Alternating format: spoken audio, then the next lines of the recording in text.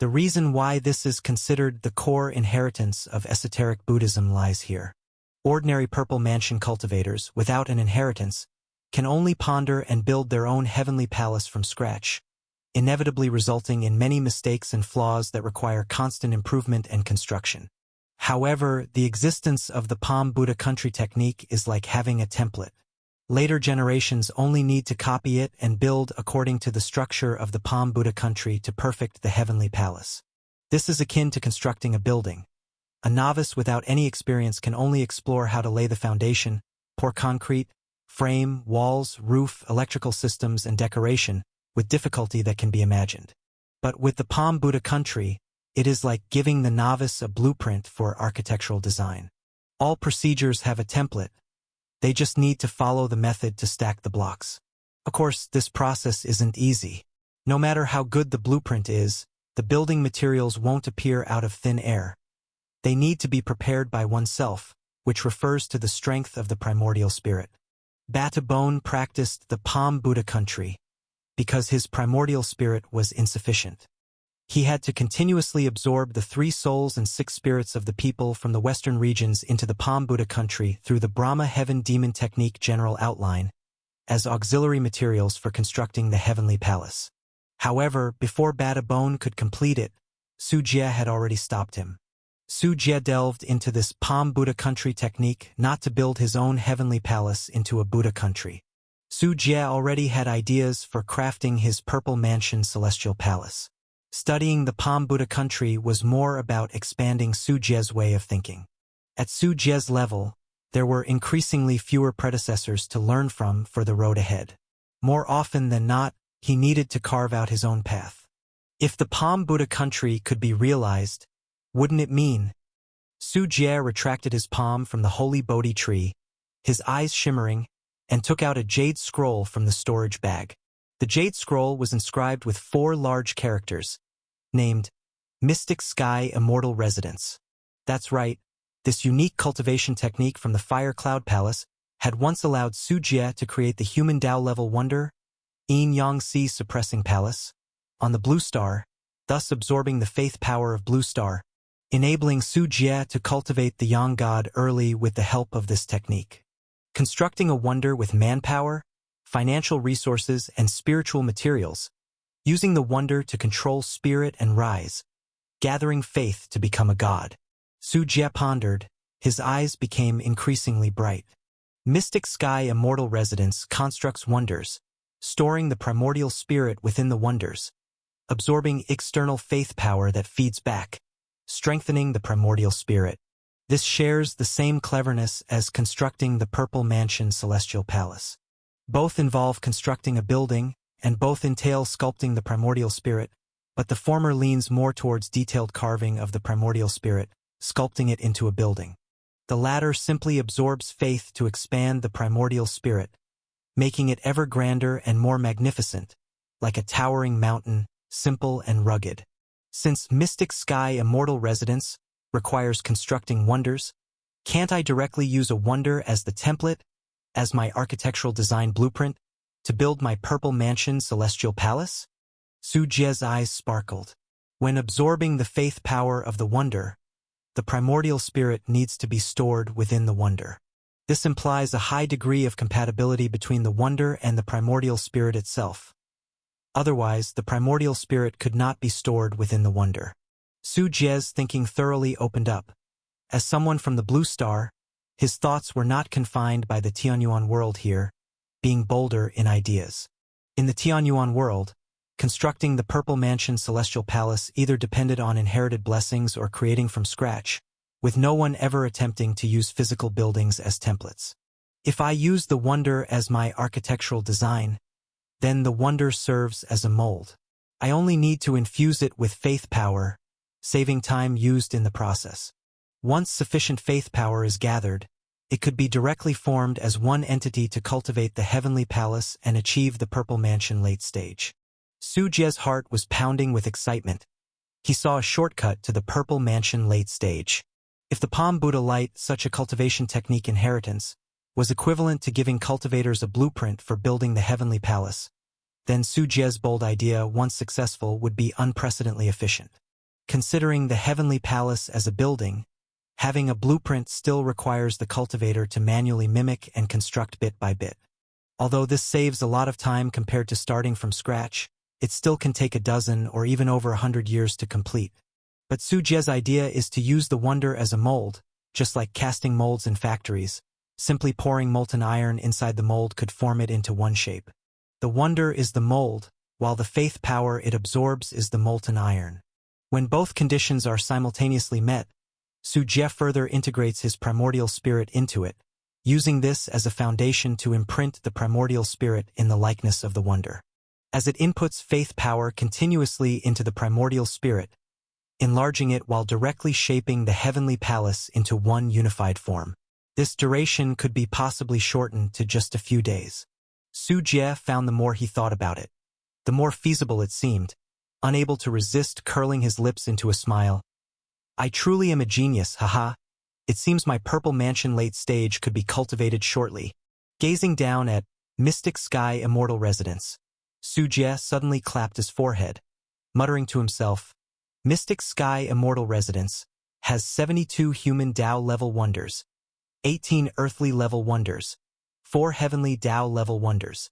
As I'm to use a wonder as a template to construct the primordial spirit heavenly palace. Naturally, selecting the strongest heavenly Dao level wonders is key, as the size and strength of the palace also affect combat capacity. Moreover, it's not only I who can cultivate the heavenly palace this way, but could my wife and Xiao Qian also succeed? Given a mold and molten iron, anyone with a primordial spirit could cultivate a heavenly palace. My wife and I are connected through the 9 nether ghost cultivation technique, where our minds and souls are one. Xiao Qian and I share the miracle of 100 poison refining gu scripture, where our physical bodies nourish each other. I plan to establish a heavenly Dao level wonder as a heavenly palace for both my wife and Xiao Qian. In time, the 3 of us will unite, and 3 heavenly palaces will simultaneously illuminate the sky dome. Ready for battle. If affluent enough, even the annual ringworm can be arranged, though the contract with the annual ringworm is tenuous. Su Jie pondered more and found this plan feasible. He already saw the path ahead of him. Han Ruyan and the Thousand-Hand Centipede are part of Su Jie's battle strength, closely connected to him. Who says that a late-stage purple mansion cultivator can build only one heavenly palace? Han Ruyan and the Thousand-Hand Centipede are connected to Su Jie through spiritual contracts, so the 3 heavenly palaces can indeed be considered a single entity. At that moment, what level of combat power would Su Jie reach if his plan was realized? Just the thought of it made him feel intensely excited. Though currently, it's uncertain whether the fierce ghost and poisonous insects can establish a heavenly palace. According to Su Jie's speculations, it should not be a major issue. However, after calming down a bit, Su Jie considered a problem. The only problem now is the lack of resources to build the heavenly Dao level wonders. The 4 heavenly Dao level wonders, 33-layered heavenly palace, 6 paths reincarnation mansion, 3,000 realms Ziwei exquisite tower, myriad phenomena candle dragon temple. Let's see how many spirit stones they'll cost. Su Jie flipped through the jade scroll of Mystic Sky Immortal Residence in his hand. The wonders are divided into 3 grades: human Dao level wonders, earthly level wonders, and heavenly Dao level wonders.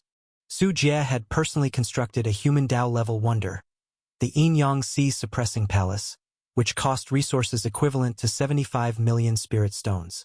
To put it into perspective, a low-grade spirit treasure is worth about 100 million spirit stones, a mid-grade spiritual treasure 500 million spirit stones, and the value of a top-grade spirit treasure is multiplied several times. Su Jie had never constructed an earthly level wonder, but his vehicle, the Red Shining Immortal Palace, is an earthly level wonder. From watching Fire Cloud Palace go bankrupt multiple times while building the Red Shining Immortal Palace, one can estimate that an earthly level wonder costs at least 2 billion spirit stones, not including subsequent expensive maintenance costs.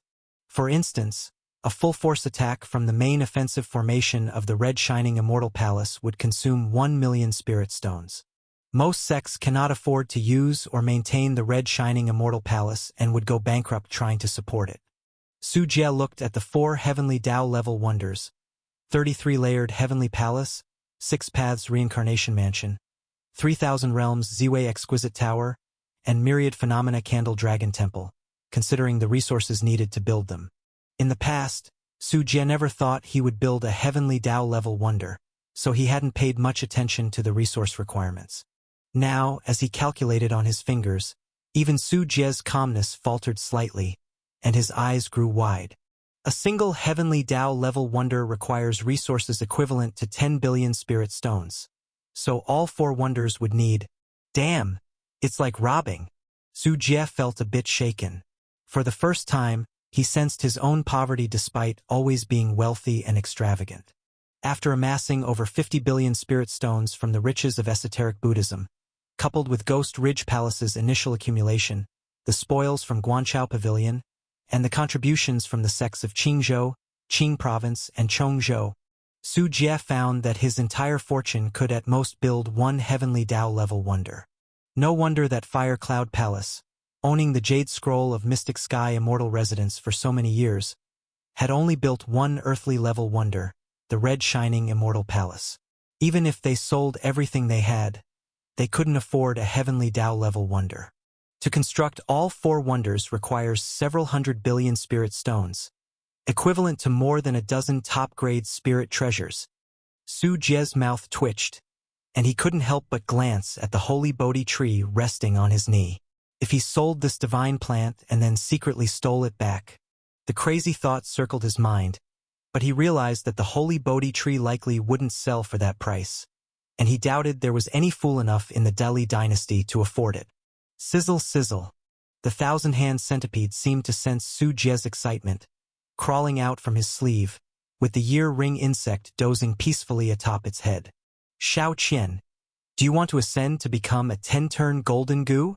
Su Jie stroked the head of the thousand-hand centipede, a smile appearing on his face. No matter how difficult it is to make money, as long as the path is feasible, Su Jie will persistently continue down this road. Sizzle, sizzle. The thousand-hand centipede happily swayed the 2 antennae on its head back and forth, rolling around, indicating its eagerness to advance. Above the Purple Mansion Cultivator Realm is the Cave Void Realm, and above the 9th grade Fierce Ghost is the Een Ruins Ghost King. The so-called 10-turn golden goo represents the realm beyond the top grade 9 refinement goo insect. In terms of playing with insects within the Delhi dynasty, no one surpasses the Ghost Ridge Palace. If they claim second, none dare claim first. Thus, the path ahead for top-grade 9 refinement goo insects like the thousand-hand centipede has long been researched by the ancestors of Ghost Ridge Palace. Goo insects that are a more terrifying dimension beyond top-grade 9 refinement are known as 10-turn golden goo, also called Dao goo, which are extremely rare.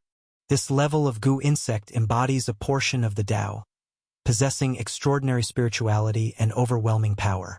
In ancient historical records, 10-turn golden goo have been naturally bred in the wild, causing devastating insect disasters, leading to the extinction of multiple countries and sects, and it's even said to have devoured a cave void realm great power.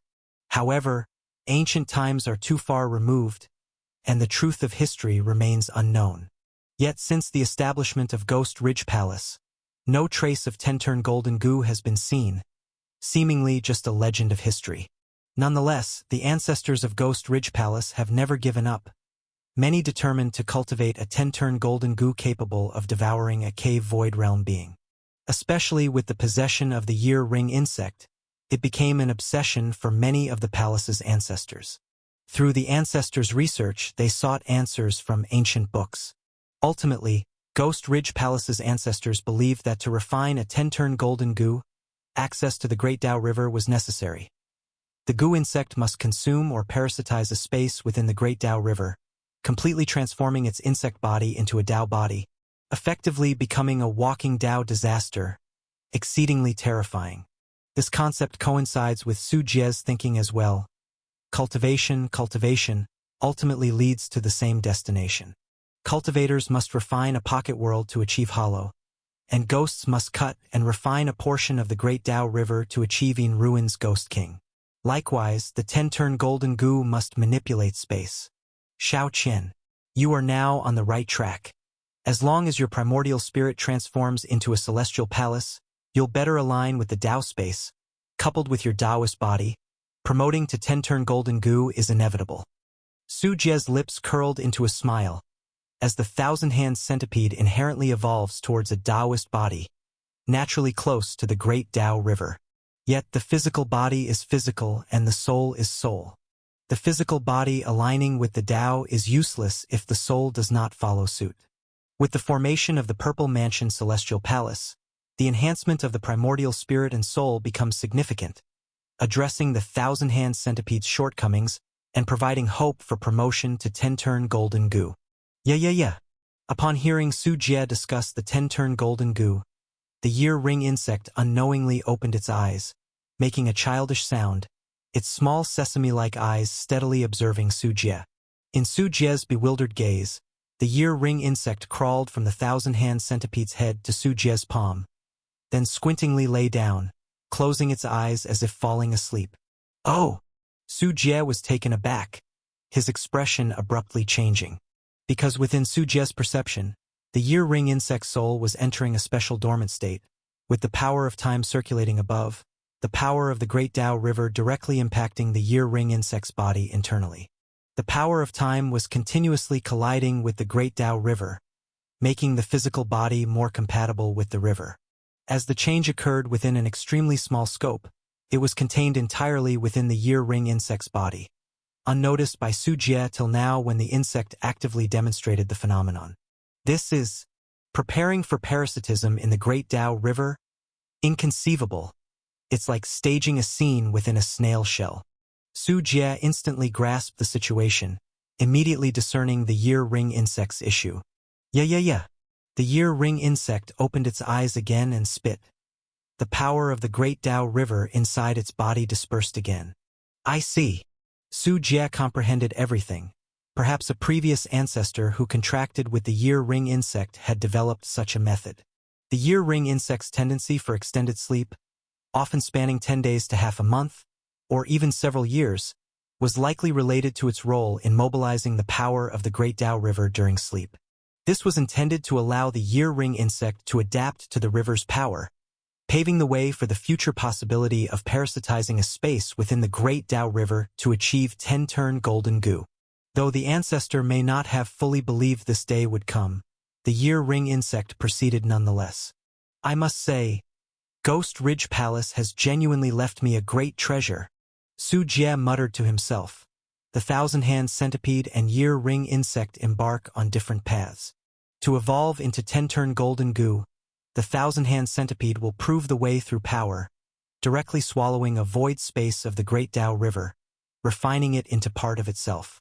The thousand-hand centipede's Taoist body can harbor the power of the great Tao river, providing the best progression route. The year ring insect's method, however, is to parasitize a void in the great Tao river, akin to many goo insects' special abilities, where parasitizing others' flesh and blood bodies allows them to become puppets for its use. In the Tianyuan world, a poisonous insect can even parasitize and control a mountain beast whose size is billions of times its own. However, parasitizing flesh and blood is not the same as trying to parasitize space, especially the space of the Tao river. The difficulty is on a completely different scale. Yet, this is also a method to become a 10-turn golden goo. In the future, could I possibly refine 2 10-turn golden goo and become the #1 insect breeder?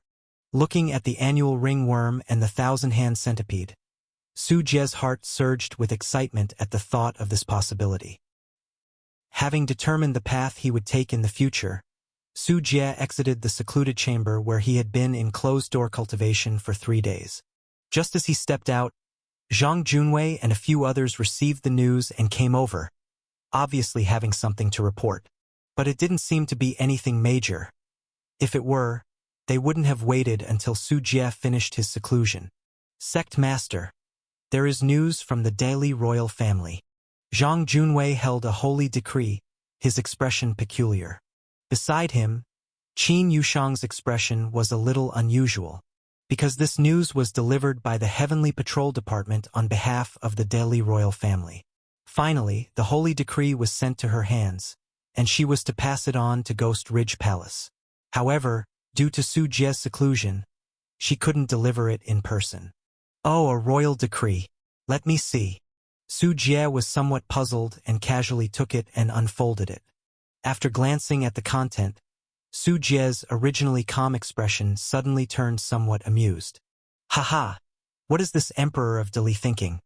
He actually bestowed upon me the title of Prince Qing and designated our Ghost Ridge Palace as the Southern Garrison Mansion. It's simply nonsense. Su Jie couldn't help but laugh at the content of the decree, but after reconsidering, he roughly understood the Dali royal family's reason for doing this. This was an attempt to appease Ghost Ridge Palace, at least to stabilize it for a while. Qin Yushang lowered her head, feeling somewhat ashamed. The Dali royal family was so arrogant at first, even wishing for Su Jie's death, and now that Ghost Ridge Palace had become a sect with 3 supremacies, they immediately granted Su Jie a princely title without a second thought. TSK. The royalty has played a good hand. Su Jie shook his head.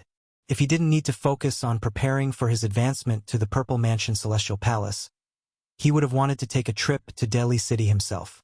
But since they grant me the title of Prince Qing, I recall that a princely title comes with the separate rights to tax, recruit soldiers, and appoint officials, right? Su Jie stroked his chin and suddenly smiled. As Prince Qing, overseeing the Southern Garrison Mansion, I should implement benevolent governance. Su Jie was currently short on money, a large sum, so it was just convenient to use this as a pretext to amass wealth. Quickly, Su Jie looked at Lu Yingying, who was standing in front of him, and said to her, Yingying, I remember there are many noble families with industries in the 3 states area.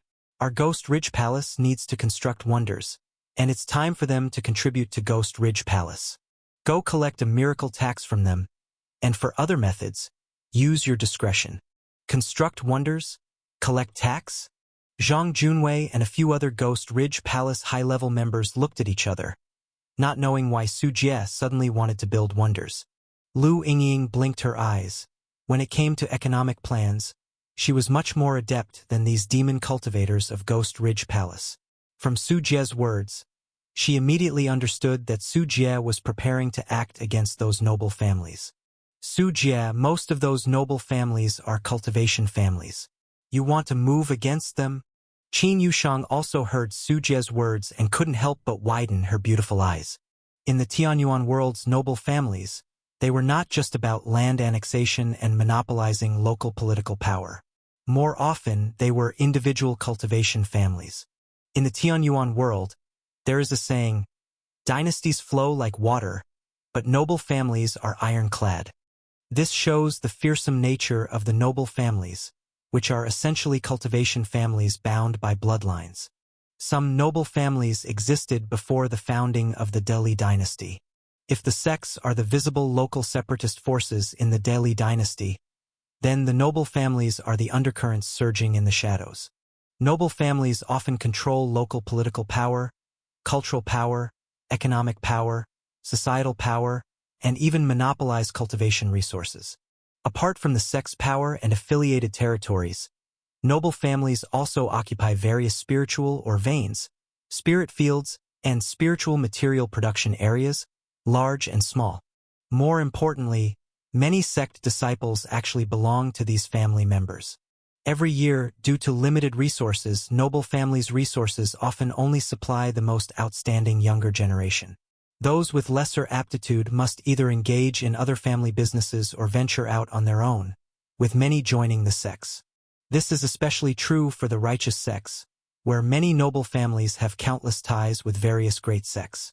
Though sects are strong, they are composed of people, and with the large number of noble family members, someone will naturally rise to a high position and participate in sect decision-making in various aspects. At the same time, through holding the reins of power, noble families, by monopolizing culture, can achieve a monopoly on politics as well.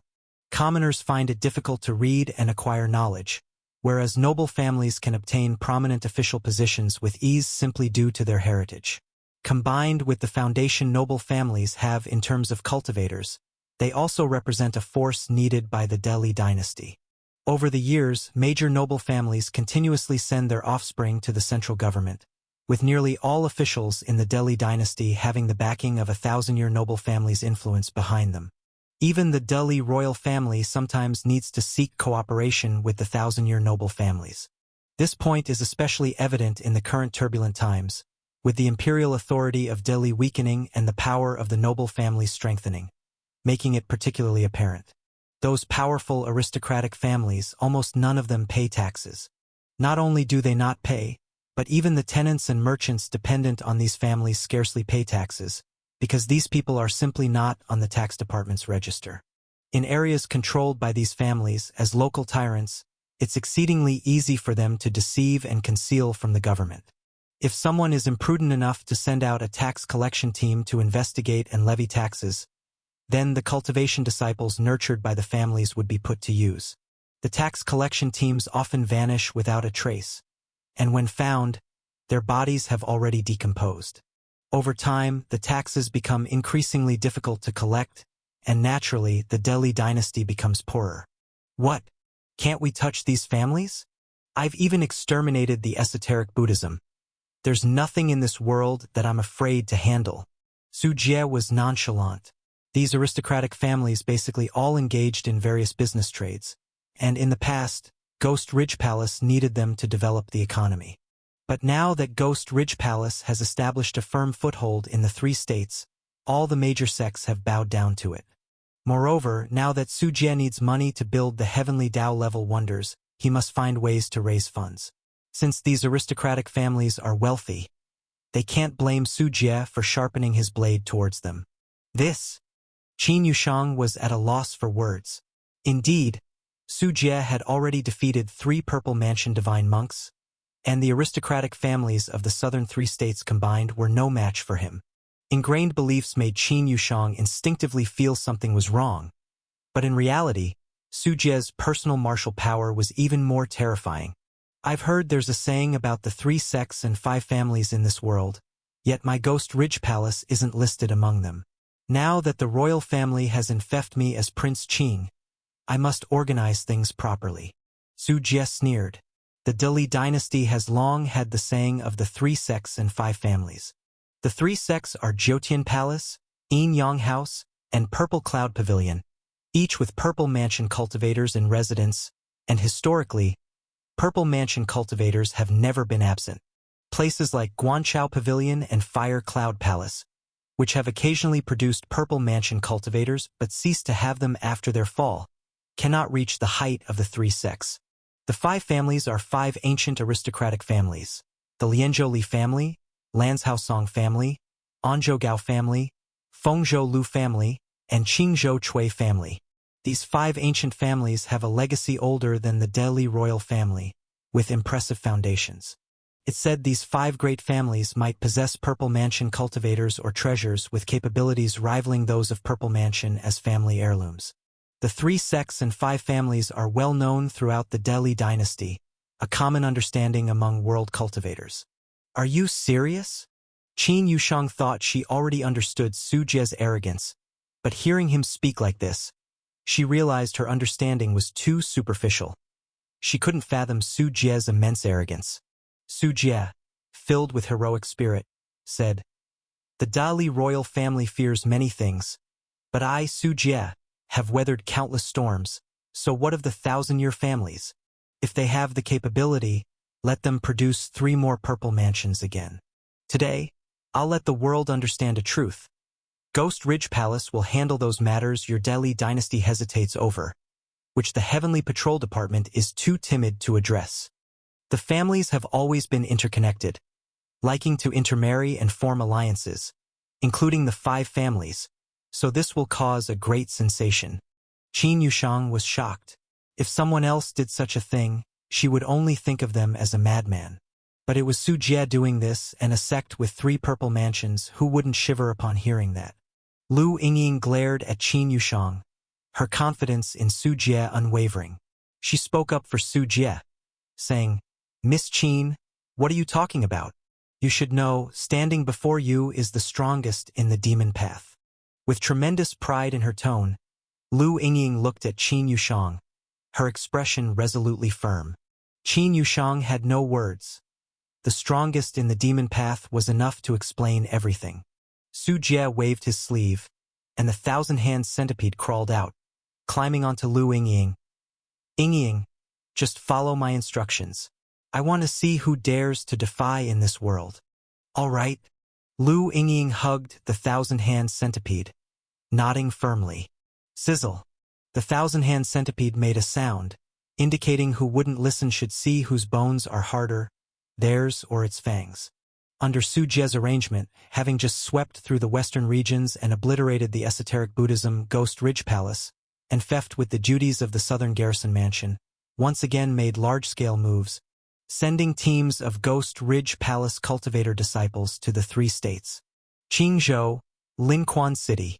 Linquan City is located in the southeastern region, where the terrain is flat and the rainfall is abundant, making it one of the well-known granaries of Qingzhou.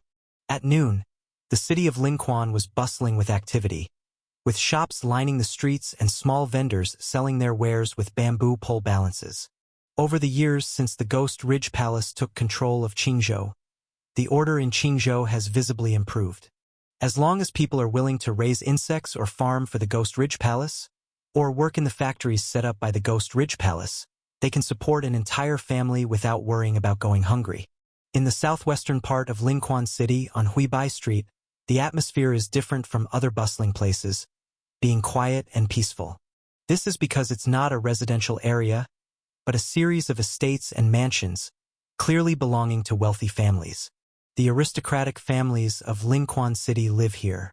The most luxurious among them is a magnificent mansion, with green stone patio standing on either side of the entrance. Inside, there are golden curtains, rockwork, and lotus pools, with servants coming and going in groups, showing the strength and background of the owner. This is the residence of the Du family in Linquan City. The Du family is a cultivation family, having been passed down in Linquan City for over 400 years, with a vast business empire. The Du family not only engages in business dealings but also interacts with both the black and white paths. They have considerable wealth, owning 16 spirit field and medicine valleys, a purple glaze stone mine, 2 miniature spirit stone veins, and even a small blessed land spirit vein near Linquan City, Jade Phoenix Mountain, is also owned by the Du family. Various other shops and land deeds are even more numerous, making them the largest landlord in Linquan City. However, because of the Ghost Ridge Palace's policies, the Du family has leased out most of their land to the Ghost Ridge Palace, who then distribute it to ordinary farmers for mechanized and unified farming. Even so, the resources and financial strength retained by the Du family are still substantial enough to fulfill the cultivation needs of their young scions. To protect the family's business and wealth, the Du family has over 300 disciples, mostly with Yunling realm cultivation, the majority below the 3rd level of Yunling realm. But they also have a secret realm elder, which is the key to maintaining their large business empire. Master, the young master, is still at the Chui Lian building. In the main hall of the Du mansion, an old butler, with his head lowered, quietly reported. Upon hearing this, the current head of the Du family, Du, who was drinking tea, immediately looked grim. Scoundrel, going out with those good-for-nothing friends again, never completing his cultivation tasks for a single day. How could I have begotten such an unworthy son in my life of righteousness? He slapped the table heavily, causing the tea on the table to shake. The surrounding servants felt the head of the family's oppressive aura, and all remained as silent as if walking on thin ice. Immediately have someone bring back this wretched son for me. Du Ming, filled with anger, nodded to the old butler, who signaled, and immediately someone ran out of the mansion to fetch the young master from the pleasure districts. Elder Chu, I'm sorry to let you see such a joke. Du Ming turned his head to look at an elderly man with white hair sitting opposite him. The old man had white hair and a white beard, but his skin did not show signs of aging. He had a refined demeanor with the presence of someone possessing immortal grace. No problem. Young people liking to have fun is common. They will mature with age. Chu Qingchen stroked his beard and spoke with a chuckle. He is a cultivator from Qingzhou with secret realm cultivation, from the righteous sect Tiangang Valley. The annual recruitment of Tiangang Valley is about to start, and Chu Qingchen is visiting because of the Du family's connection with the current sect master of Tiangang Valley. So each year, Tiangang Valley makes an exception to admit a batch of young boys and girls from the Du family for cultivation. allowing them to return home after a few years. Sorry to let Elder Chu witness this. My scoundrel son has decent talent, but he's never focused while at home. I hope entering your esteemed sect for a few years will change his temperament. Without changing his expression, Du Ming took out a box and handed it to Chu Qingchen. I would like to ask Elder Chu to look after my unworthy son in Tiangang Valley, to prevent him from causing any trouble. You speak too seriously. Master Du, our Tiangang Valley is not like the Demon Ghost Ridge Palace. In our Tiangang Valley, there is always brotherly harmony, and the senior brothers and sisters are kind. He will certainly not suffer any grievance.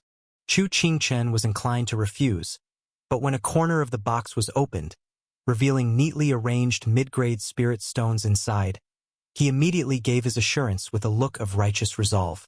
"Ha! Then I'll be counting on Elder Chu. I've prepared a meal. Tonight we must drink to our fill and not return until we're drunk." Du Ming was all smiles, repeatedly clasping his fists in thanks. While speaking, the old butler's pants began to buzz. He reached into his pants and took out a small metallic object, which was a new puppet mechanism, a cell phone, from the Ghost Ridge Palace. This device, called a cell phone, is quite magical, capable of communicating over long distances, and featuring many novel functions. It's already become popular across the Qingzhou region. Stepping back quietly, the old butler feared disturbing the master, so he answered the phone outside the door. As he listened, his expression changed. Meanwhile, outside the mansion, faint sounds of commotion could be heard. "What's that sound? Who is making noise outside?" Hearing the commotion, Du Ming frowned. "Master, something's wrong. Ghost Ridge Palace people are here." At this moment, the old butler rushed into the room in a flurry, saying nervously, "The gatekeeper says that Ghost Ridge Palace has sent a large number of people, visiting each of the noble families along Huibai Street. It seems they have ill intentions." Ghost Ridge Palace. Du Ming and Chu Qingchen both changed their expressions as their bodies involuntarily trembled upon hearing these three words. In the past, hearing about Ghost Ridge Palace wouldn't provoke such a reaction from them. Back then, it was merely a demon sect entrenched in the deep mountains and forests. But with the ascension of Su Jie, the current Ghost Ridge Palace now dominates Qingzhou, Qing Province, and Chongzhou, with Sect Master Su Jie being a purple mansion great power and a giant in the demon path, with boundless cultivation prowess. Recently, he had even obliterated the esoteric Buddhism, resulting in the fall of 3 purple mansion divine monks. In Qingzhou, Ghost Ridge Palace is the undoubted absolute overlord, as oppressive as a prison. What is Ghost Ridge Palace doing here? Du Ming had a bad premonition. The last time Ghost Ridge Palace visited was to have the Du family seed land. At that time, due to Ghost Ridge Palace's reputation, the Du family didn't dare ask for much and voluntarily offered the land. With these thoughts, Du Ming could not bother with idle chat with Chu Qingchen and quickly walked to the mansion's entrance. Chu Qingchen put away the box, hesitated a bit, and followed behind Du Ming. He also found it odd why Ghost Ridge Palace was targeting these aristocratic families. It couldn't be to recruit disciples like he was trying to do. Ghost Ridge Palace now reigns as the overlord of the 3 states, with talented disciples eager to join like carp crossing the river, leaving no worry of a shortage of disciples. Soon, at the entrance of Du Mansion, Du Ming saw the arrivals from Ghost Ridge Palace. 36 spider main battle mechas were lined up, powered by Spirit Stone-driven Tianyuan model spider main battle mechas, equipped with protective arrays and attack arrays, and various types of heavy firepower from Blue Star, far surpassing the strength of Blue Star models. Additionally, there were 200 disciples dressed in biological armor, also suited to the Tianyuan environment, worn by lower disciples of the 3rd level of Yunling realm. These disciples lacked power themselves, with their poisonous insects not yet cultivated, often unable to exert much strength, but when clad in biological armor, their strength drastically increased, at least doubling their survivability, and considering the affordability of biological armor, they had become standard equipment for Ghost Ridge Palace disciples. At the forefront of the crowd stood a dozen inner disciples in black robes, most with poisonous insects coiled around them, their origins unmistakable at a glance. 3 men in purple robes were also present, In Ghost Ridge Palace, only Secret Realm elders could don purple robes. Other disciples had no such qualification. Seeing such a setup, Du Ming's heart raced, not daring to neglect them, quickly going out to greet them. Ghost Ridge Palace's esteemed visit. I am Du Ming, the head of the Du family. I sincerely apologize for not welcoming you from afar. Du Ming quickly approached the men from Ghost Ridge Palace, a warm smile on his face. Only then did Du Ming notice that Ghost Ridge Palace's people weren't only visiting Du Mansion. Many noble families residing on Huibai Street had their doors knocked on by Ghost Ridge Palace disciples, with their people entering inside. The Du family, huh? The leading Secret Realm elder from Ghost Ridge Palace was a middle-aged man, with 2 iron galls in his hands, making clinking sounds like gold and jade colliding. But looking closely, one would notice that the 2 iron galls were actually 2 jade bone golden beetles. This Ghost Ridge Palace elder slowly turned around, glanced at Du Ming, and said indifferently, I am Wu Xin, an elder of Ghost Ridge Palace. Having heard of the Du family's reputation, I specially came to pay a visit, hoping not to have disturbed the master's leisure. Elder Wu's presence is an honor for our Du family. Please come inside quickly. Du Ming smiled apologetically, still unsure of Ghost Ridge Palace's intention, but knew they absolutely must not be offended. Yet Wu Xin didn't move, only calmly said, the Du family, the largest noble family in Linquan City, wealth beyond compare, with spirit fields and spiritual mines, producing 500,000 gene of spirit rice annually, selling far and wide, and even having an official stationed in Dili City, right? Oh no, my Du Mansion's small family business could hardly catch Ghost Ridge Palace's eye. Du Ming felt increasingly uneasy, cold sweat rolling down his forehead. Upon hearing Wu Xin list the Du Mansion's assets, he felt inexplicable dread, like a farmer sizing up a well-fattened pig for slaughter during the new year. At this moment, more and more of the Du family members were coming out, witnessing such a scene, not daring to breathe heavily. Chu Qingchun was also among the crowd. Seeing Ghost Ridge Palace's forces, he suddenly remembered a rumor he heard within the sect recently. They said Ghost Ridge Palace was going to build some kind of wonder this year, demanding substantial tribute of spiritual materials from the righteous sects. Could it be related to this? Wu Xin rolled the 2 jade bone golden beetles in his hand, his empty left hand patting Du Ming's shoulder, saying, Why so polite, Master Du? Just recently, our sect master wants to build a wonder to awe the world, and your Du family must make a gesture. With that, Wu Xin took out a contract, spreading it in front of Du Ming. Du Ming took one look and his face turned as pale as paper, sweat pouring like rain. For the terms laid out on it were like bleeding dry his Du family. As per the orders from Su sect master, we will implement reforms on the noble families of Qingzhou, Qing province, and Chongzhou. Wu Xion's voice remained calm, seemingly not noticing Du Ming's pale complexion. The noble families will first need to pay a miracle tax based on their wealth. Du family, according to regulations, needs to pay 300,000 spirit stones, which can be deducted using various spiritual materials, spirit rice, or spirit land. Additionally, the Du family has over 2,000 acres of spirit fields. According to the new tiered tax policy, the more spirit fields you have, the more taxes you pay, and taxes can be deducted with spirit rice or spirit stones. The same principle applies to mineral resources in each location, with different tax rates depending on the grade of spiritual mines. There is also the head tax based on the population of noble families. Each family member must pay taxes on time and in full, not much, just 20 spirit stones per person per year. The aristocratic family's children must also comply with Ghost Ridge Palace's labor service, participating in activities such as miracle construction, managing spirit fields, clearing spiritual veins, and eradicating demon beast threats. At the same time, all businesses run by the Du family must pay taxes to Ghost Ridge Palace based on revenue, including value-added tax, surcharge, corporate income tax. With each item Wu Xian mentioned, Du Ming's face turned paler, his body already trembling, unsure if it was from fear or excitement. Behind him, the disciples of the Du family were all in an uproar. exceptionally shocked and resentful. What nonsense! They actually want us to pay so much tax. Ghost Ridge Palace is too overbearing. Your Ghost Ridge Palace wants to build miracles yourself. Why should our Du family pay for it? We won't pay. Even the Delhi dynasty didn't collect taxes from us. Ghost Ridge Palace is even less qualified. The Du family's disciples were all indignant, almost dead from anger. After all, their Du family is the largest noble family in Linquan City, and in the past, no one dared to collect taxes from them. Not even the Delhi dynasty's tax collection paid any heed.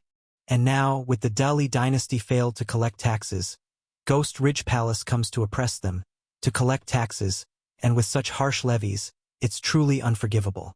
Indeed, to these Du family disciples, Ghost Ridge Palace is oppressing their noble families. They have never experienced such bullying growing up. Not just these Du family disciples. Even Chu Qingchen felt his scalp tingling upon hearing these taxes. Dumbfounded. It's as if they are slaughtering fat sheep. Du family master. This is the new covenant of our Ghost Ridge Palace. If there are no objections, please affix your handprint here. Wu Exion's expression remained unchanged, for he was already shocked before. This entire scheme was actually devised by Lu Yingying, integrating ancient poll taxes, land taxes, labor service, and various modern tax rates to exploit these noble families in every aspect. He was amazed at first sight when he saw this scheme and didn't know how Lu Yingying came up with so many ruthless ways to exploit the noble families. For most demon cultivators like him, they would typically think about kill and rob, not researching so many varied tax measures. Du Ming finally came to his senses.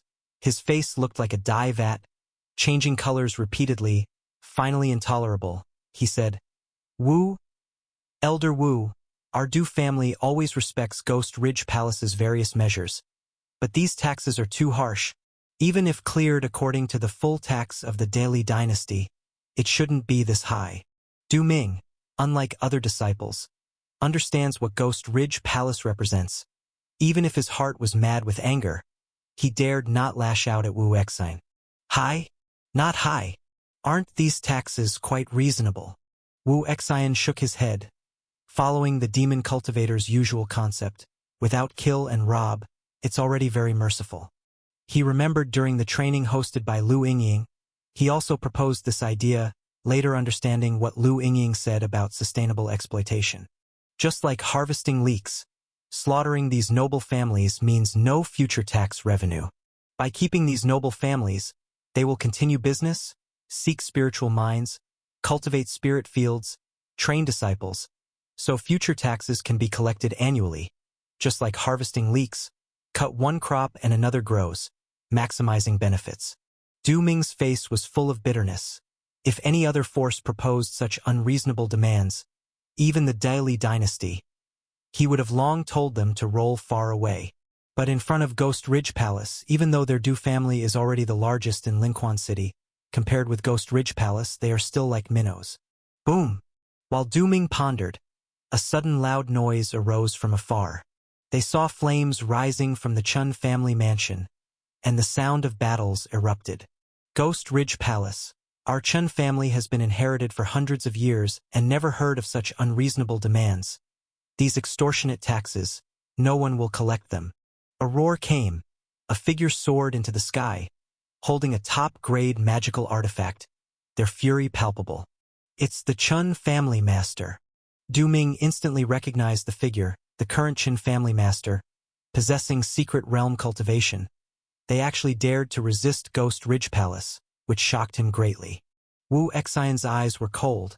Witnessing it himself, without hesitation he ordered, "Chun family defies. Suppress immediately." Yes.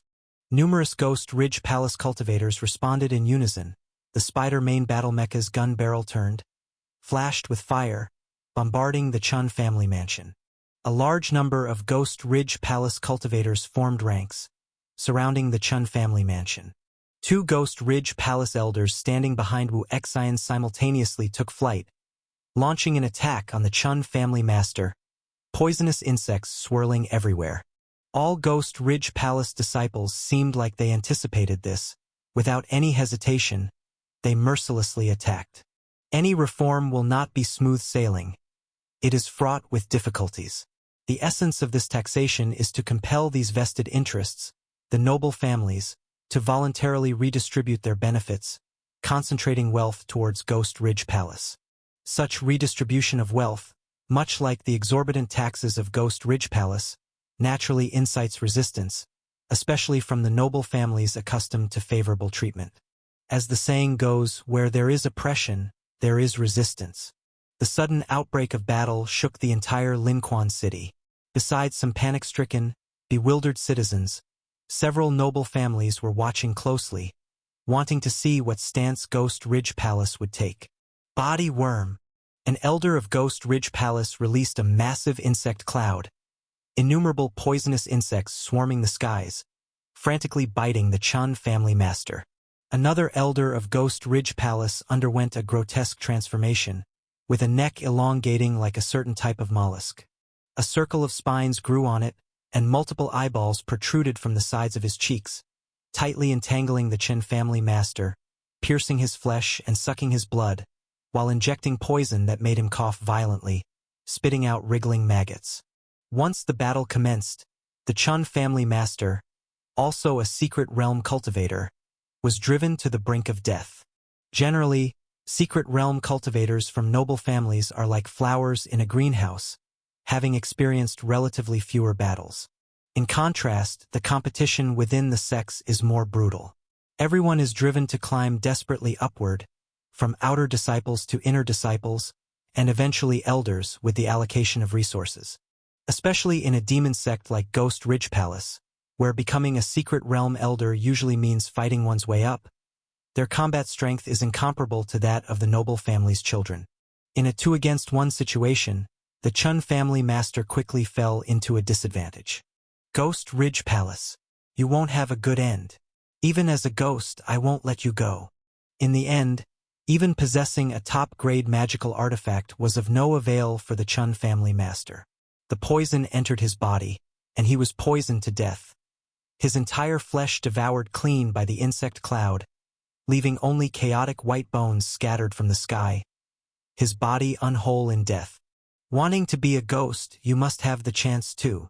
Wu Xian sneered coldly, a soul-summoning banner appearing in his hand. With a wave, the soul of the Chun family master flew into the banner. With Ghost Ridge Palace integrating both right and evil practices, they had learned many techniques from other sections. The cheap and practical soul-summoning banner from the Heavenly Soul Sect was among them, which Ghost Ridge Palace had also extensively learned. The Chun family master died on the spot, and even his soul was not spared, entering the soul-summoning banner. Meanwhile, the Chun family mansion experienced an even more tragic scene.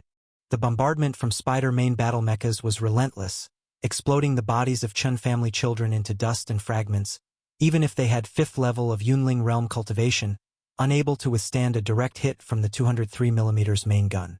Dozens of Spider main battle mechas unleashed their full firepower, their machine guns like a storm sweeping in all directions, tearing apart the bodies of Chun family children.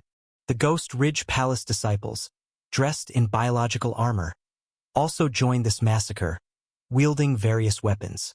Additionally, the inner disciples of Ghost Ridge Palace commanded a massive number of poisonous insects, with the site filled with scenes of Chun family children being surrounded and devoured by insects. The battle was utterly one-sided, and the Chun family children quickly collapsed, crying and kneeling for mercy or fleeing in all directions. Within moments, the battle was completely over. All the Chun family children, regardless of gender or age, were dragged out onto the street, kneeling on the ground. Those who oppose my Ghost Ridge Palace, their entire clan will be exterminated, and all the Chun family's assets will be confiscated and publicly owned. Wu Xian waved his hand, and upon hearing this, the captured Chen family children, who had surrendered, were utterly despairing. The Ghost Ridge Palace disciples were swift and adept, excelling at exterminating and raiding clans. They swung their beheading great sabers under the gaze of countless onlookers, beheading over 1,000 members of the Chen family one by one as a warning to others. Wu, Elder Wu, those children do not deserve to die, do they? The The Qin family usually had friendly relations with the Du family, and upon seeing the elderly and children of the Qin family reduced to corpses, Du Ming couldn't help but voice out. Wu Exine slowly turned around, his gaze sweeping across the people of the Du family. The Du family disciples, who previously shouted against paying taxes, now resembled quails, bowing their heads and not daring to meet Wu Exine's gaze. Finally, Wu Exine turned his gaze to Du Ming and coldly said, Du family master, this is how we do things. Do you have any objections to our Ghost Ridge Palace? No, no. Du Ming felt his blood freeze, as if electricity coursed through his body. Recovering, he hurriedly said, What are you standing around for? Hurry up and prepare the spirit stones for the miracle tax for Elder Wu, and pay all other taxes to Ghost Ridge Palace, not a single piece less. Oh, and Elder Wu, my son has just come of age this year, and since Ghost Ridge Palace is recruiting labor to build a wonder, the Du family wishes to voluntarily donate 100,000 spirit stones, and send my son to help construct the wonder, wishing Sect Master Su to complete it soon and make a name for himself in the world. Wu Exine smiled with satisfaction and said, You are wise. Following our Ghost Ridge Palace, you won't be mistreated.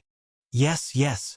Du Ming nodded like a pecking chick, sweating profusely, not daring to say otherwise. Even the Du family disciples, who were vocally opposed just now, fell silent after witnessing the brutal actions of Ghost Ridge Palace. They did not dare to speak, knowing well that Ghost Ridge Palace was truly capable of exterminating entire families and had the power to do so. The world is about to become chaotic again. Chu Qingchen, witnessing this scene, felt a similar worry, realizing that after Ghost Ridge Palace's entry into Qingzhou, they were already required to tribute a large amount of spiritual material annually to Ghost Ridge Palace. Now it was the turn of the noble families. With the Du family, the largest family in Linquan City, conceding and following the example set by the Chen family, other noble families no longer dared to oppose but had to reluctantly and helplessly accept the exploitation of Ghost Ridge Palace. After all, in this world, Ghost Ridge Palace had a bigger fist than they did. Ghost Ridge Palace set off a vigorous aristocratic reform in the 3 states, targeting those powerful families entrenched in various places. In the past, these noble families were all local strongmen who had managed their affairs for over 100 years, deeply rooted in complex relationships. By nurturing their descendants' cultivation, their financial and martial prowess was exceptionally stable, becoming formidable seated tigers, actively sending talent to sects and the royal court to increase their influence. Even the declining Dali dynasty was helpless against them, allowing these powerful families to dominate and wield regional power. But all this changed with a decree from Ghost Ridge Palace. In Qingzhou, Qing Province, and Chongzhou, these families accustomed to good times encountered an unprecedented harsh winter. Upon implementation, all kinds of exorbitant taxes imposed by Ghost Ridge Palace were criticized fiercely, with opposition widespread among these families. Yet words are the weakest weapon. The iron fist and authority of Ghost Ridge Palace demonstrated to these families the operating style of the demon cultivators. Those who resisted Ghost Ridge Palace's tax reforms were readily eradicated, their entire fortunes confiscated to become the wealth of Ghost Ridge Palace. Such occurrences were not exceptions but rather ubiquitous. Many powerful families clung to their riches, reluctant to relinquish their lucrative holdings. Some dared not openly resist Ghost Ridge Palace, resorting to various subterfuge. They either used their regional influence to incite public opinion and scholars against Ghost Ridge Palace or spread rumors and slander about it. Or they resorted to tax evasion, falsely splitting their spirit fields under commoners' names, willing to pay only the lowest tax rates. Even when Ghost Ridge Palace collected poll taxes, they falsely reported and obscured their family population numbers. Some ruthless families directly expelled less important clan members, denying them entry into the family register, changing them to commoners to pretend ignorance, assuming Ghost Ridge Palace was unaware of their books. These methods were more than sufficient against the Dali dynasty, as imperial authority did not extend to the countryside, where they acted as local despots. But these tactics were ineffective against Ghost Ridge Palace.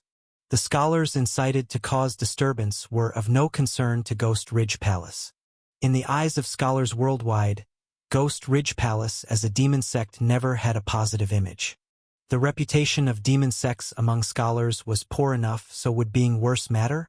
Demon sects, after moralizing baptisms by righteous sects for thousands of years, became universally reviled entities, and Ghost Ridge Palace never cared. The principle is that without a bottom line, one cannot be threatened by it. Powerful families who incited public opinion, upon discovery by Ghost Ridge Palace, had their assets joyfully confiscated. Those using various schemes, committing tax evasion with false accounts, were handled by Ghost Ridge Palace with simplicity and brutality. Seeing a family's substantial wealth but meager tax payments? Directly deploying the army to the doorstep, forcibly demanding account books for inspection, even dispatching elders proficient in soul search to examine the family members. If nothing was found, so be it. Once discovered, it led to full familial eradication. Even the rare few families with Taoist platform realm experts, like the Su family in Feng City, the largest powerful family in Qingzhou, renowned for having a Taoist platform realm elder within the family, were no exception. In such a family, Lu Yingying personally visited.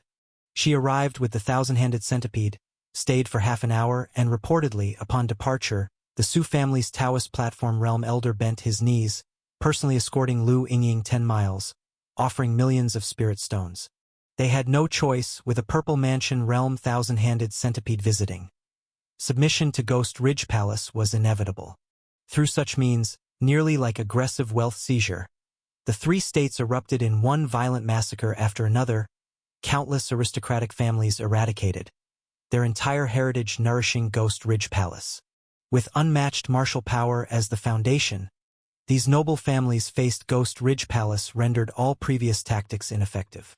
Under Ghost Ridge Palace's interrogation, they either submitted to its taxation, respectfully offering wealth proactively, or became graves under its military might, obliterated to dust. Massive wealth also flowed into Ghost Ridge Palace's coffers through this reform. Dali City, Imperial Palace. The news of Ghost Ridge Palace's tax imposition finally spread to Dali City. Thus, with today's royal court session just begun, the chamber was filled with wails of despair. Your Majesty, you must speak for the people.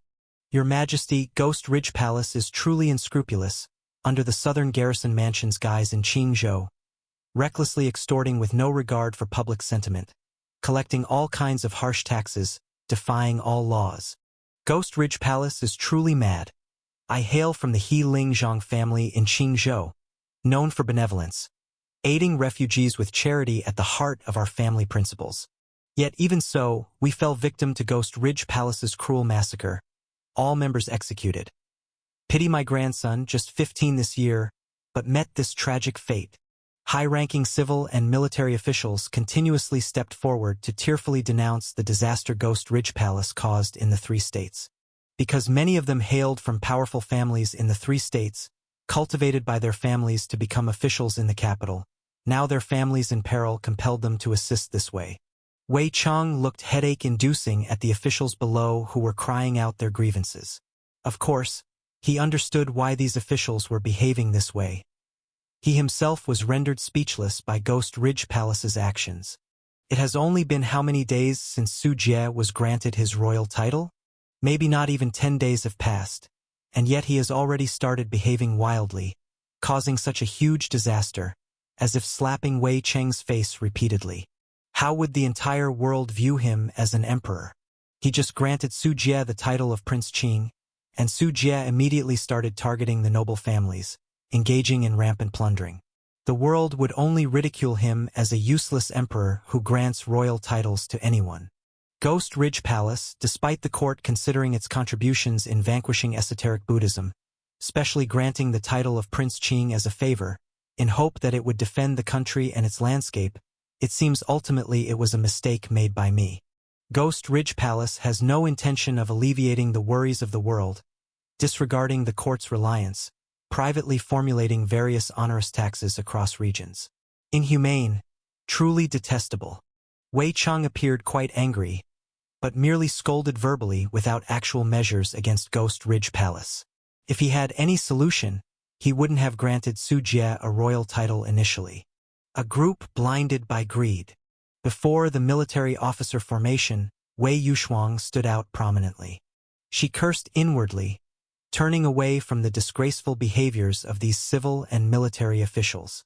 Customarily, female officials could not attend the court, and even more so, female members of the royal family, due to the notorious reputation of interfering in state affairs. Yet Wei Yuxuang was not an ordinary person.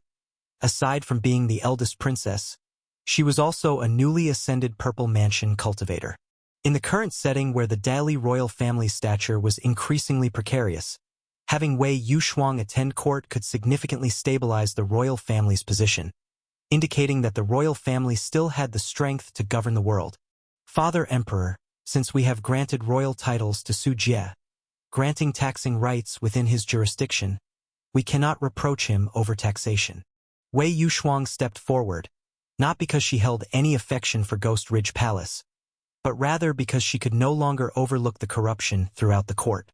In the past, whenever the Dali royal family proposed to levy taxes and increase funding, these civil and military officials would invariably resist desperately, with claims of ancestral mandates being inviolable or disputing interests with the people, thousands of hindrances making it utterly unfeasible to implement.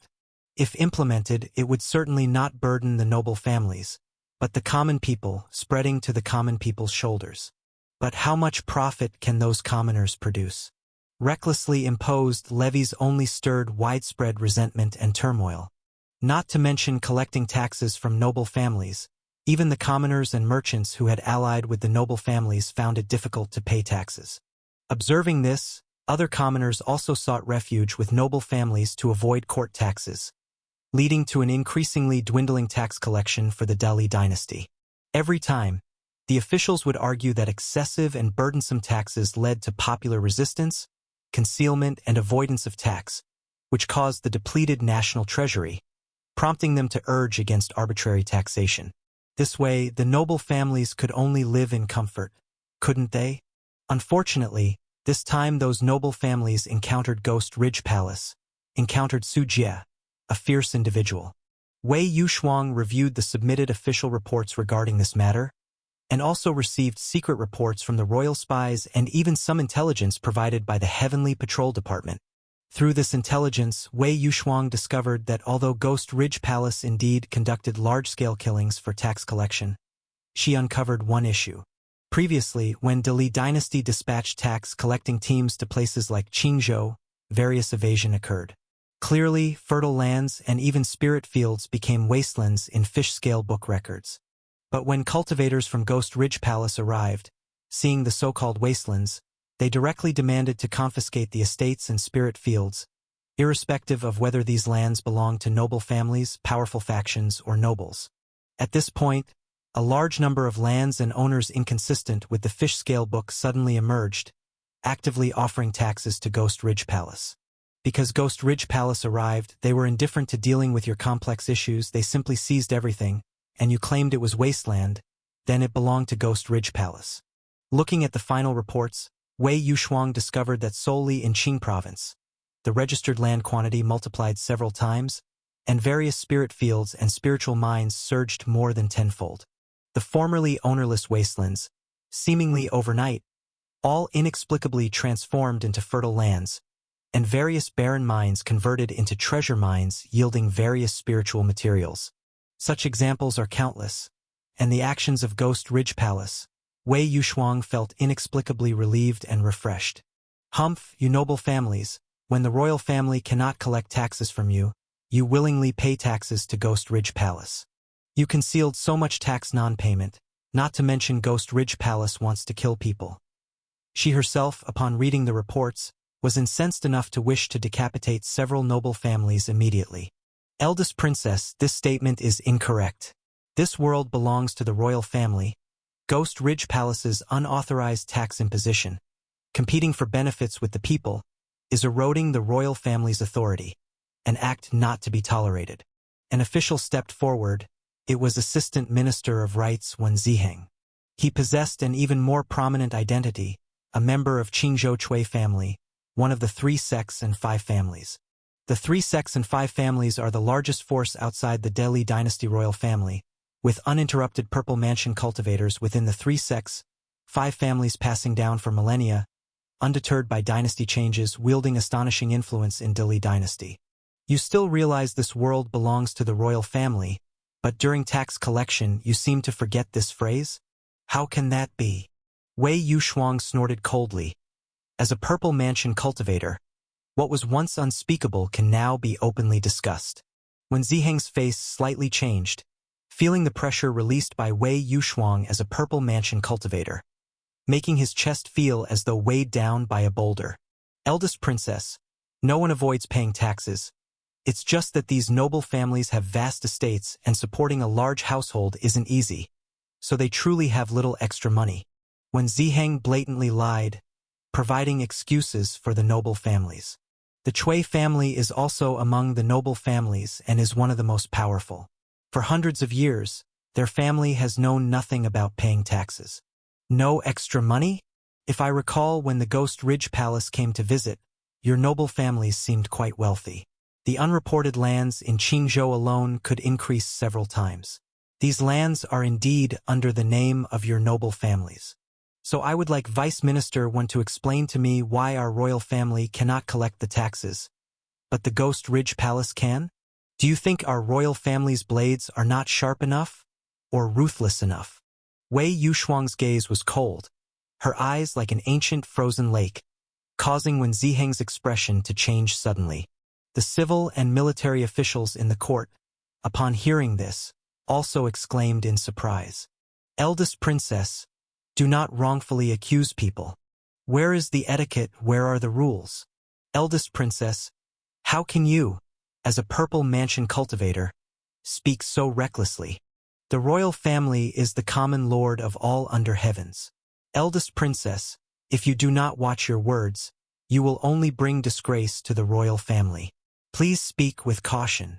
The civil and military officials present were agitated, as if they wanted to prove their innocence by crashing their heads against the ground in the Jinluan Hall.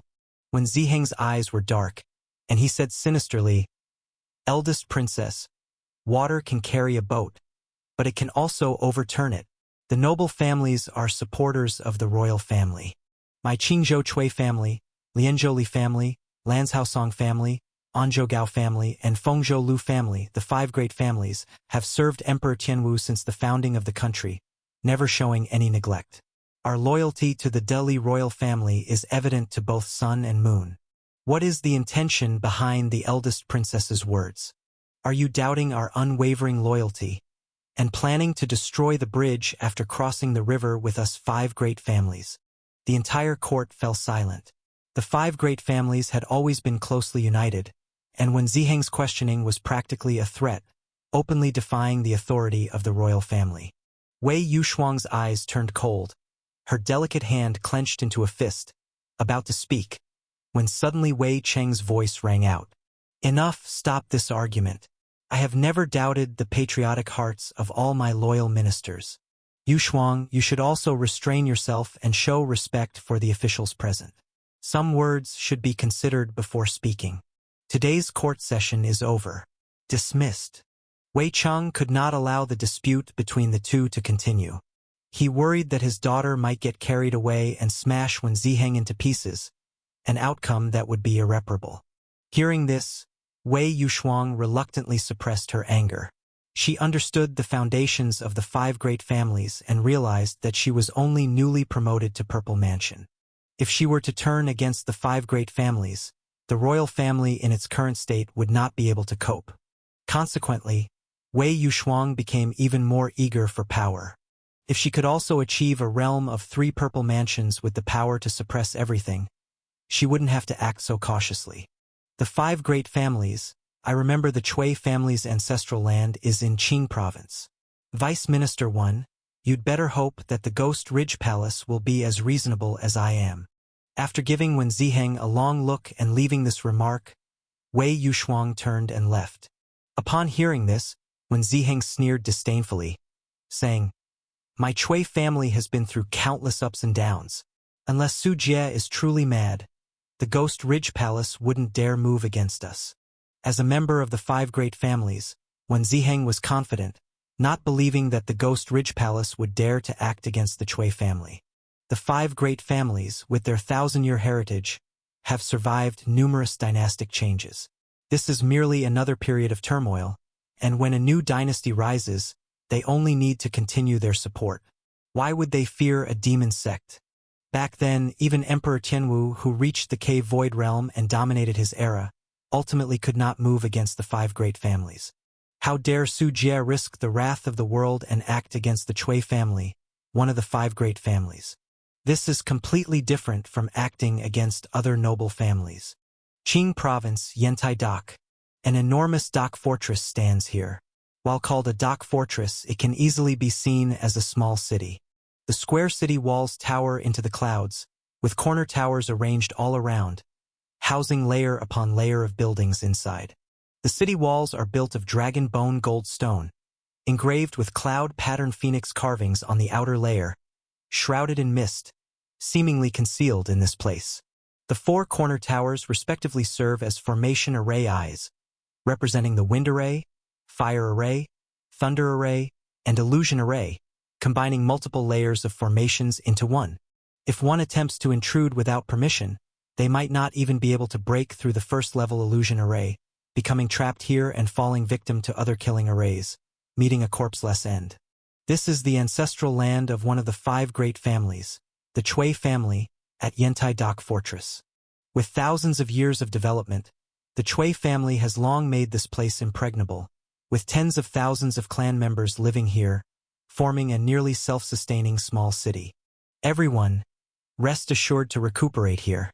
Whatever accommodation or items you need, just tell the servants. As members of the noble families, your concerns are our Chui family's concerns. In a training ground at Yantai Dock, the current head of the Chui family, Chui Huayan, spoke slowly. He wore a deep blue cloud pattern brocade robe, with a jade talisman hanging at his waist. His hair, black and white intertwined by the years, was half tied within a chi pattern crown and half draped over his shoulders. In the depths of his eyes, pale golden spirit light flowed, and his face was chiseled and resolute, exuding an aura of profound stability. In the training ground opposite Chui Huayan, over 1,000 men, women, and children were gathered.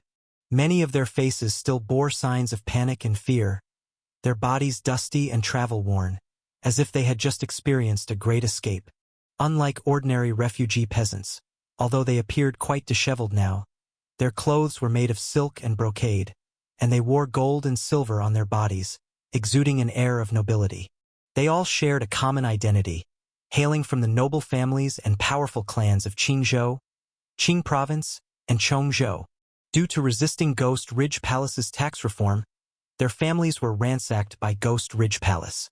Yet some people were not within the family lands, and these lucky ones escaped temporarily, becoming fugitives wanted by Ghost Ridge Palace and embarking on a path of escape.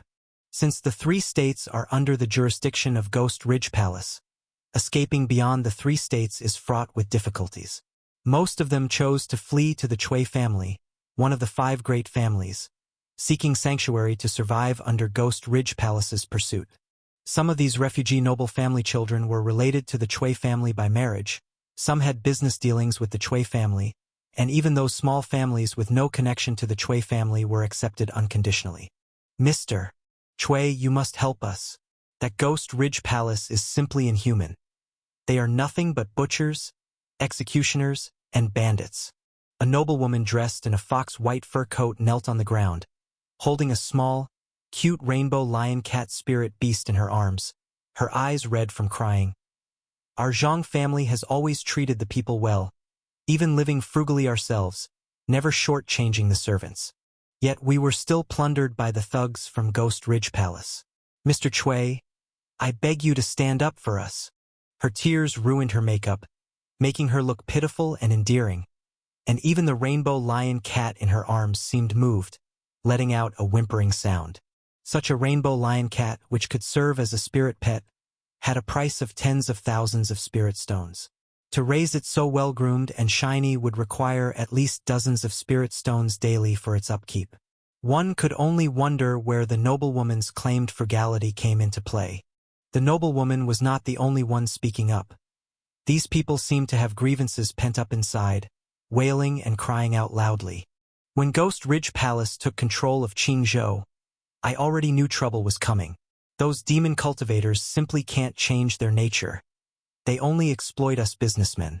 Any resistance is met with slaughter, wiping out entire families, an atrocity condemned by all humanity. The land and spirit fields of my family were earned through hard work. With the blessings of our ancestors and the efforts of our descendants, how can Ghost Ridge Palace demand taxes with just a decree, seizing everything if we refuse to pay? That's simply absurd. Mr. Cui, I implore you to uphold justice, unite the 3 sects and 5 families, and with the royal family, eliminate Ghost Ridge Palace, restoring peace and prosperity to the 3 states. The cries of these refugee noble family children were earth-shattering, seemingly treating the Cui family as their pillar.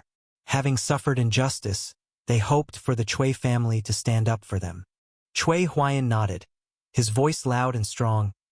Everyone, rest assured, as long as the Cui family stands, Ghost Ridge Palace won't dare to act recklessly here and harm your elderly, women, and children. Cui Huayan's words left many below disappointed. They sought not only sanctuary but also to reclaim the spirit fields, spiritual mines, and properties taken by Ghost Ridge Palace. Grandfather, those Ghost Ridge Palace demon cultivators are utterly inhuman, even harming so many elderly, women, and children. Beside Cui Huayan stood a lovely young girl. She wore a long dress with golden woven edges, her eyes glistening with water, bright eyes and white teeth, clenching her teeth in anger, appearing furious. Her name was Cui Jingjin, the granddaughter of Cui Huayan. Gifted from a young age, she had already reached the cultivation level of Secret Realm, truly a daughter of the heavens. When Cui Jingjin looked among the crowd and saw young girls and boys around her age, many of them had mingled with her in outings and poetry gatherings. Many could be called friends, but now they couldn't return home, thanks to the actions of Ghost Ridge Palace. Considering Ghost Ridge Palace's deeds, she loathed them immensely. In the past, the Cui family was the head of noble families in several nearby states, and every year during celebrations, she was the princess admired by thousands. But now, with the disruption from Ghost Ridge Palace, all the remaining noble families must respect Ghost Ridge Palace as the leader, and the Cui family can only rank second. This made Cui Jingjin feel very uncomfortable. As someone who takes pride in the Cui family, she felt that Ghost Ridge Palace did not deserve their position. They were just a newly risen upstart, nowhere near as good as their Cui family, which had a legacy spanning thousands of years. Even setting that aside, Cui Jingjin was very hostile toward Su Jie personally, because she once had a brief romance with the immortal seed Wei Ji from Guanchao Pavilion. Although because of the family alliance, she couldn't be with Wei Ji, she had feelings for him. And Wei Ji died at the hands of Su Jie. The demon path is forever the demon path. You can't expect them to do good deeds. Cui Huayan sighed and shook his head, saying, when Guanchao Pavilion was the leader of the Qingzhou righteous sect, such things would never happen. Alas, had we known Ghost Ridge Palace was so arrogant and domineering, we should not have stood by during the Battle of Guanchao Pavilion. Grandfather, what should we do now? Can we just ignore it and let Ghost Ridge Palace run rampant? Of course not. We have already contacted the other 4 great families. The actions of Ghost Ridge Palace have crossed our bottom line. Once sects from other places follow suit, it's something no one wants to see. Cui Huayan said this, with a flash of sharp light in his eyes. The 5 great noble families are interconnected, intermarrying with each other. With such a big incident occurring, he immediately contacted the other 4 great families, but the other families have been somewhat ambiguous and hesitant to respond. Cui Huayan knew they were hesitant because of the prestige of Ghost Ridge Palace's 3 purple mansions. But Cui Huayan believed that as long as he moved them with emotion and explained the reasoning, and they may not need to make a move, Ghost Ridge Palace has offended too many people, and many want Ghost Ridge Palace to be destroyed. Just as Cui Huayan was thinking this, suddenly his eyebrows furrowed, and his divine sense gave a warning. Swish!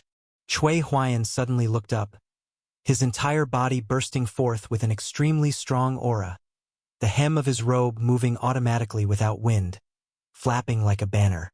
"Grandfather, what's wrong?" Cui Jinjin saw Cui Huayan's actions and showed a puzzled expression. "Ghost Ridge Palace has come."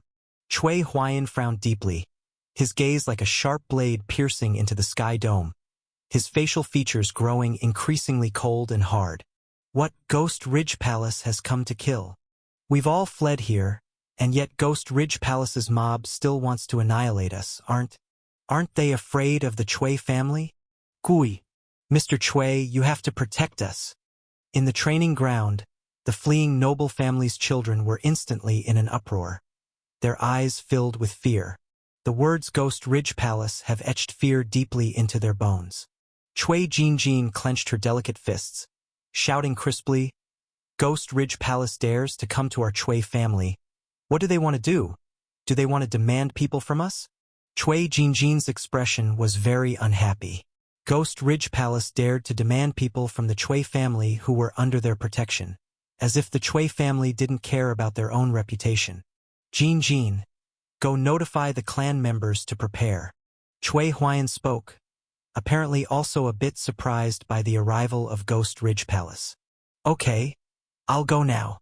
Cui Jinjin ran off to notify the other clan members. Cui Huayan glanced at the panicked noble family's children on the training ground and soothed, "Everyone, do not be alarmed. Our Cui family will never turn you over, becoming people who betray trust." After saying that, Cui Huayan didn't wait for their response and started walking towards the Dock Fortress gate. At the same time, Cui Jinjin had notified clan members, and she brought a large group of clan members to the gate of the Dock Fortress. Opposite the Dock Fortress, in the distant sky dome, the sea of clouds surged like waves, and a palace as imposing as a mountain descended slowly, crushing layers of flowing clouds. The sky dome seemed to be torn apart. The red shining immortal palace was like a mountain that suppressed the 9 heavens and 10 earths, swallowing the light of sun and moon and cloud energy. The area for hundreds of miles was burned to a bright gold red under the spiritual energy of red shining immortal palace. All the Cui family members lifted their heads one after another, seeing the descending red shining immortal palace, and instantly a layer of shadow covered everyone's hearts. The Cui family was also in Qing province, and they were certainly not unfamiliar with the landmark building Red Shining Immortal Palace. But Ghost Ridge Palace came upon them with the posture of Red Shining Immortal Palace, clearly coming with ill intentions. The operation of Red Shining Immortal Palace requires huge expenses, consuming a large amount of spirit stones every moment. Ghost Ridge Palace wouldn't need such a big show if they were just here to talk. Trying to give a show of power, upstarts are just upstarts. Cui Jinjin bit her silver teeth, refusing to admit the oppression she felt in her heart, her mouth stubbornly refusing to yield. "Halt! This is the territory of our Cui family. Unauthorized persons are prohibited from entering." Cui Huayan stood tall, his voice spreading like thunder. However, his words had no effect. Red Shining Immortal Palace continued to descend slowly, flying forward, completely ignoring his words. Cui Huayan's face faintly turned black with anger. His voice carried a hint of anger. "Ghost Ridge Palace? Don't push your luck." In the millennium-old Dock Fortress of the Cui family, everyone always had to be polite. Even flying cultivators, whether commanding flying spiritual beasts, controlling swords, or riding bronze war chariots, all had to land on their own before entering the airspace of the Cui family's Dock Fortress. But now, Ghost Ridge Palace clearly has no intention of complying with this rule. Red Shining Immortal Palace was like a vast mountain, flying until it hovered above the Dock Fortress of the Cui family. All the people living in the Dock Fortress, whether they were Cui family members, maidservants and servants, or those noble family children who fled here, all felt the sky above their heads suddenly turn dark, as if it suddenly turned from day to night. When they looked up, they saw a palace as large as a mountain pressing down on the Dock Fortress, covering the entire Dock Fortress. Not a ray of sunlight could pass through. The sudden scene terrified many maidservants, servants, and young Cui family members, who could not help but scream, causing a commotion in the Dock Fortress. Cui Huayan's forehead veins bulged. Never has anyone, never has anyone dared to provoke the Chui family like this. Ghost Ridge Palace. You are presumptuous. Chui Jinjin trembled with anger, feeling enormous humiliation and contempt. The actions of Red Shining Immortal Palace completely disregarded the Chui family. Territory, yours Chui family? Who gave you the guts? On the Red Shining Immortal Palace, a figure stood on the three-legged golden crow sun crown. Sunlight reflected on his dark gold robe, exuding an aura of dominance over the world. Su Jie looked down at the Chui family members below, with an eagle gaze full of keen observation, the corners of his mouth raised in a light mocking smile. Under the sky, everything is King's land. The 3 states are all my feudal territory, and you are asking me to halt on my own domain. Isn't that laughable? Standing beside Su Jie, there were Tao platform realm cultivators of both the right and evil sex. Hearing Su Jie's laughter, the righteous cultivators hesitated a little. After all, the Chui family's name was there. But the demon cultivators had no such concerns. They only believed in the supremacy of the strong. The sect master of Desire Sect, Yin Lei Bai, first covered her mouth and giggled, saying, "Isn't that right? Su sect master is the Prince Qing appointed by the Deli dynasty. The entire Qingzhou, Qing province, and Chongzhou are all Su sect master's territories.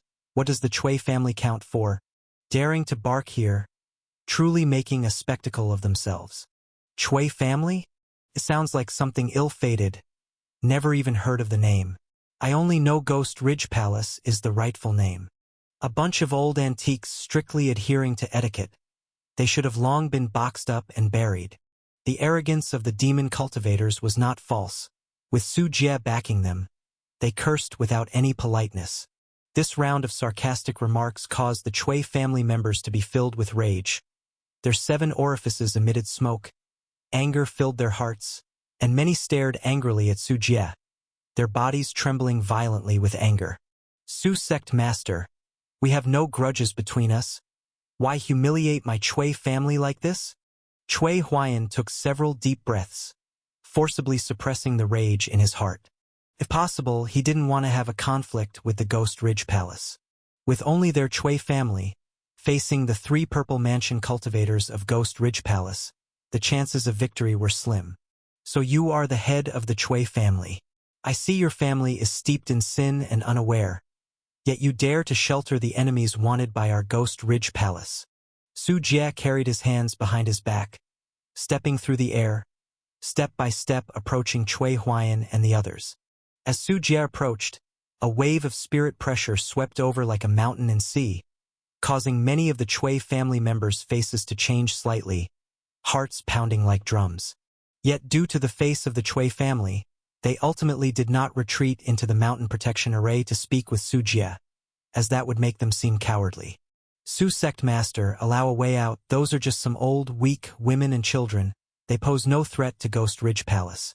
For the sake of my Chui family, I hope Su sect master you can be magnanimous and spare them." Chui Huayan felt a thud in his heart. Su Jie indeed came to accuse them because the Chui family took in those noble families' children. However, even at this moment, Chui Huayan harbored a trace of hope, thinking Su Jie didn't want to engage in a direct conflict with their Chui family. "Our Chui family will not betray the trust of others."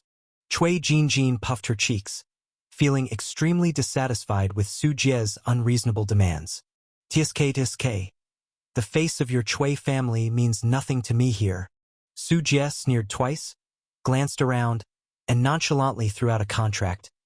"Not only do you need to hand over the people, but your Chui family also has to pay taxes to our Ghost Ridge Palace. Otherwise, your outcome will be the same as those clans that have been destroyed." Chui Huayan saw the contract Su Jie tossed out, which was about taxing the Chui family, with the miracle tax alone requiring a full 5 billion spirit stones. You must know, 1 billion spirit stones can buy a piece of low-grade spirit treasure.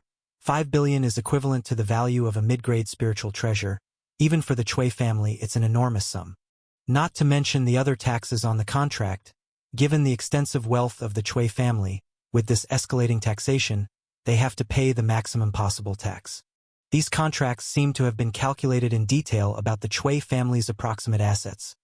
hitting almost entirely at their financial limits, as if this tax contract was designed specifically to impose maximum tax on them. Seeing this scene, not only Cui Huayan was shaken, but the other Cui family members were equally in disbelief. Originally, they thought Su Jie just wanted the people, but unexpectedly, Su Jie really wanted to tax their Cui family, one of the 5 great families. Su Sect Master, taxes. Our Cui family is one of the 5 great families. Even the royal family doesn't dare to tax us. Cui Huayan glared angrily, feeling an unprecedented fury for the first time. The emperor's tax you can disregard, but the tax from our Ghost Ridge Palace cannot be missed by a single penny. That is the rule of our Ghost Ridge Palace, and the Cui family is no exception. Su Jie seemed oblivious to Cui Huayan's angry expression. His lips still curled with a slight smile. Such a fat sheep as the Cui family, how could Su Jie not bleed them? Cui Huayan's face was grim. Su Jie actually came for the purpose of taxing the Cui family. Taxes, it was a foreign concept for the Cui family. If it were an ordinary person who spoke this word, they would have long been ordered to be beaten like a dead dog. But unfortunately, the one who said this was Su Jie. Thinking of the 3 purple mansion cultivators of Ghost Ridge Palace, Cui Huayan's face turned blue and purple successively, seemingly having made some decision. He swallowed his pride and said, Su Sect Master, as long as you can exempt our Cui family from taxation, those noble family's children you want, our Cui family can hand them over to you. In Cui Huayan's view, doing so was already extremely restrained. This move bordered on betraying those families, but there was no choice. For the future of the Cui family, the cost of opposing Ghost Ridge Palace was too great, so they could only hand over those who sought refuge with them to Ghost Ridge Palace as a token of allegiance. But while Cui Huayan could suppress his anger and restrain himself, his family members could not be as tolerant. Cui Jinjin's face was flushed with anger at Su Jie's words, and she shouted in a tender voice, Grandfather, how can you submit to this heartless devil? Su Jie, I tell you, you evil scourge, stop dreaming of taxing our Cui family. Even if we have to melt the spirit stones, we will never pay tax to you, the devil, nor hand over anyone to you. Our Cui family will never submit to you. The devil, you better give up on that idea. These words were thunderous, even on the red shining immortal palace. A number of Taoist platform realm righteous and demonic cultivators turned their gaze towards her, amazed at the bravery of this young girl. The Taoist platform realm didn't dare utter a single word in front of Su Jie, let alone curse him. How did Cui Jinjin, merely at the secret realm, dare to do so? Su Jie tilted his head slightly. The last time someone dared to speak against him was the esoteric Buddhism. Since the fall of esoteric Buddhism, few dared to make such pitiful noises before him. Don't want to pay taxes, huh? Such a big courage for a little girl. I quite admire your bravery. Su Jie grinned. The next second, he started without a pause, his right hand swiftly striking out. Since you have the courage to speak, you should also be prepared to die heroically, right? No! Cui Huayan was stunned, not expecting Su Jie to suddenly strike. It was too late to react. In fact, even if he could react, he couldn't stop Su Jie from killing. Cui Jinjin's eyes widened. She only saw Su Jie's hand move slightly, and then her entire consciousness plunged into darkness. Because her head, shattered to pieces by a strike from Su Jie, scattered red and white all over the ground. Her headless body swayed and then collapsed to the ground with a thud. It's uncertain if Cui Jinjin, given a chance to regret, would still dare to speak so unrestrainedly to Su Jie. The entire scene was silent. All the Cui family members were dumbfounded, staring blankly at Cui Jinjin, this beloved genius of the Cui family, dying at the hands of Su Jie, leaving everyone in shock, unable to recover for a long time. Just because of one sentence from Cui Jinjin, did he destroy her so mercilessly? Isuyamad? Cui Huayan's hands trembled as he held Cui Jinjin's headless body on the ground, like a stone statue. Extreme grief and anger were deeply etched in his eyes. The Cui family has betrayed us. Pass down my command. Today we punish the Cui family for their disobedience. All Cui family members are to be exterminated. Su Jie casually issued the order, and as his words fell, the spiritual energy of the entire red shining immortal palace surged. and the righteous and demonic cultivators all erupted with spiritual power, their battle intent sweeping the scene. You've long wanted to deal with our Chui family. Chui Huayan's face twisted hideously upon hearing Su Jie's words. By now, he couldn't comprehend that the demands for people and taxes were mere excuses. From the beginning, Su Jie's intent was to bring the Chui family to its end. From today onwards, the 5 great families will become the 4 great families. Su Jie laughed heartily. From within his robe, the 1,000-hand centipede roared out, lunging at Chui Huayan. Roar, Su Jie, you have gone too far. Offending our family leaves no place for you in the Dali dynasty. Chui Huayan stood abruptly, watching the attacking 1,000-hand centipede, which, having regained its sky-covering size with purple mansion cultivation, was beyond what his 7th-layer Taoist platform cultivation could resist. Su Jie, you forced my hand. Do you truly believe our Chui family is the easy prey you imagine? A purple fruit glowing with spirit patterns appeared in Chui Huayan's hand. The purple sky gang fruit, only growing in top-tier pocket worlds, requiring thousands of years to mature, one of the world's rarest divine fruits. Chui Huayan swallowed this purple sky gang fruit in one gulp. His spiritual power began to soar insanely, breaking through the 7th-layer Taoist platform barrier, directly achieving the spiritual power level of a purple mansion cultivator. The purple sky gang fruit can boost a cultivator's spiritual power for a short time, sustaining for an hour, but merely having the quantity of spiritual energy is just an empty husk. Becoming a purple mansion cultivator isn't just a qualitative change in spiritual energy. The primordial spirit can even achieve the yang god state, utilizing Dharma power. As Chui Huayan's spiritual power surged, the jade talisman hanging from his waist suddenly cracked, and a bizarre Dharma illusion emerged, merging into Chui Huayan's body. Above the sky dome, the aura of the void's Tao River flowed out, causing Chui Huayan's primordial spirit to undergo dramatic changes, and a grand Dharma illusion appeared. Non-fish, Chui Huayan's skin cracked inch by inch, clearly bearing a power that was not his own, leaving significant after-effects on his body. As he roared, the Dharma illusion behind him fully formed, with a body like a fish, bearing phoenix-like tails, vertical pupils in its eyes, and a mouth full of fangs. The Dharma form moved with a boom, clashing with the attacking 1,000-hand centipede. Chui Huayan himself wielded a mid-grade spiritual treasure, the 5 elements mountain and river ruler, and with its movement, heaven and earth flipped, dragons and snakes rose.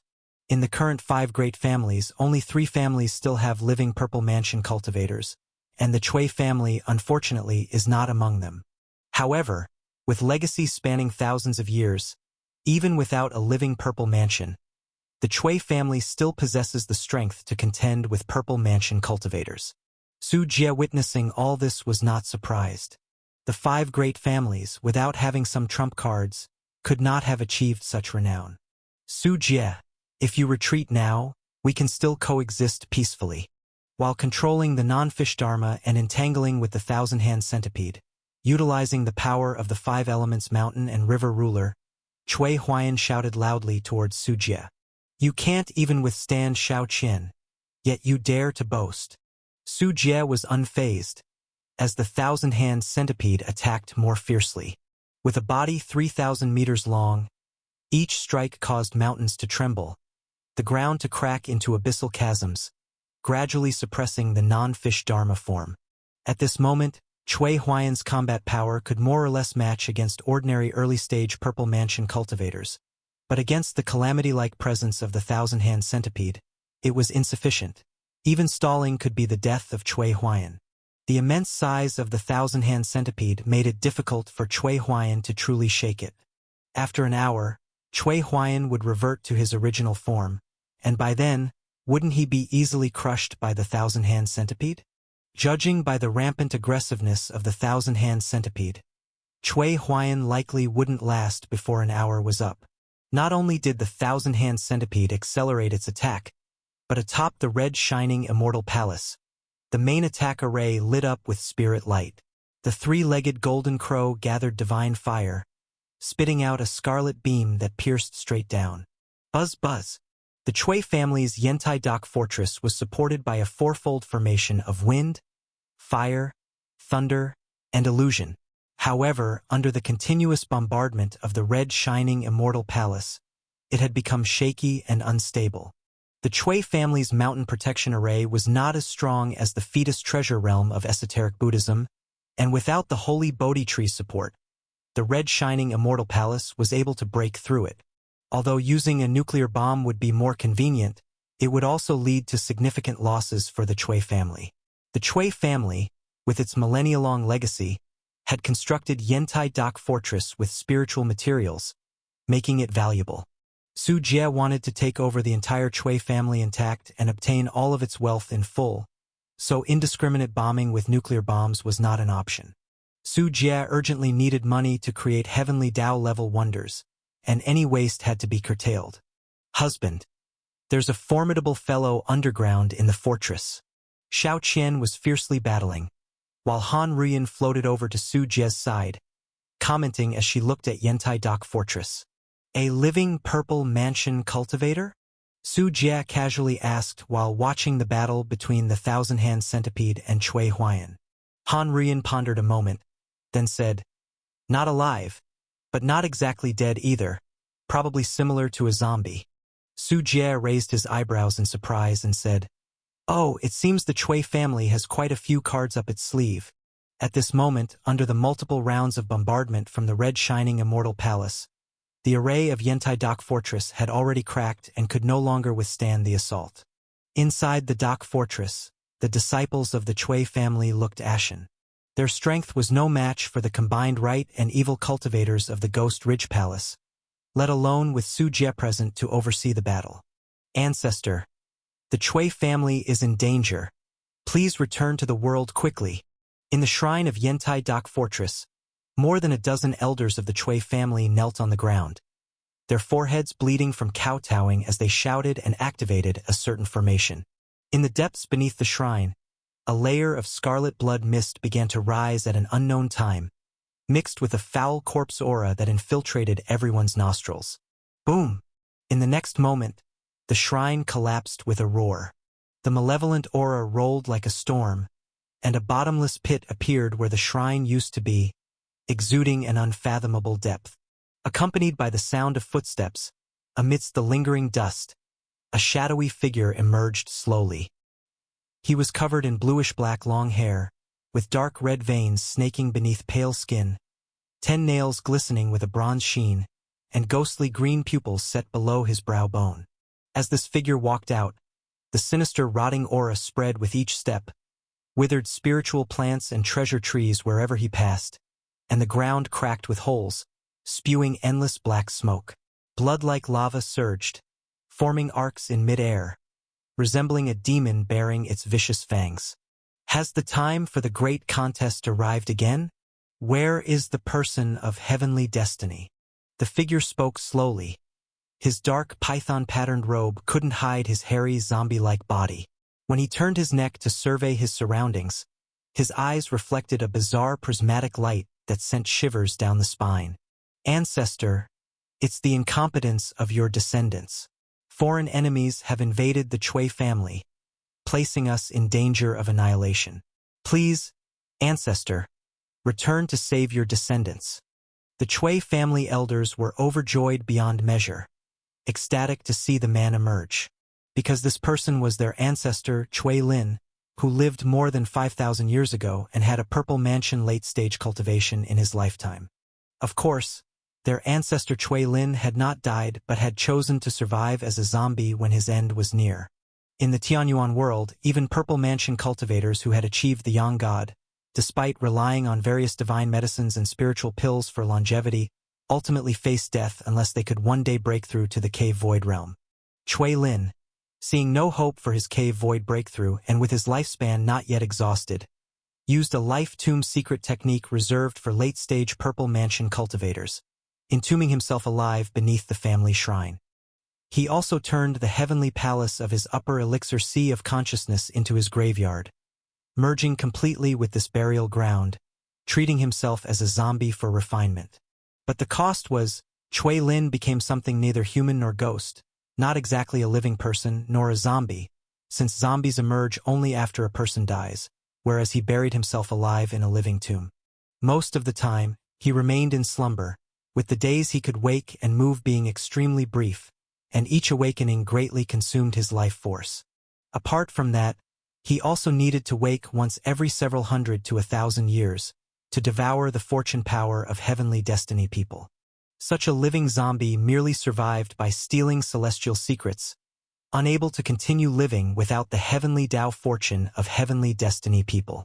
At the same time, devouring those born of calamity granted him the ethereal heavenly Tao fortune, which allowed him to comprehend celestial secrets and perhaps find a chance to break through to the cave void realm. All the 5 great families of the Dali dynasty possessed such ancient monsters. They were all late-stage Purple Mansion cultivators who existed as living zombies, spending their entire lives striving to break through the cave void, with most unwilling to pass away naturally when their lifespan ran out. Their grievances ran deep. Even if it meant becoming a creature neither human nor ghost, they would gamble for that elusive cave void opportunity. Useless. Being attacked by Fire Cloud Palace. Chui Lin's expression remained unchanged, his indifferent gaze fixed on the red shining immortal palace above, and also on Chui Huayan who was contending with the thousand-hand centipede. In the era when he was active, Fire Cloud Palace didn't exist, but during his last awakening, he learned about Fire Cloud Palace and saw the red shining immortal palace, which was built at a great expense by Fire Cloud Palace.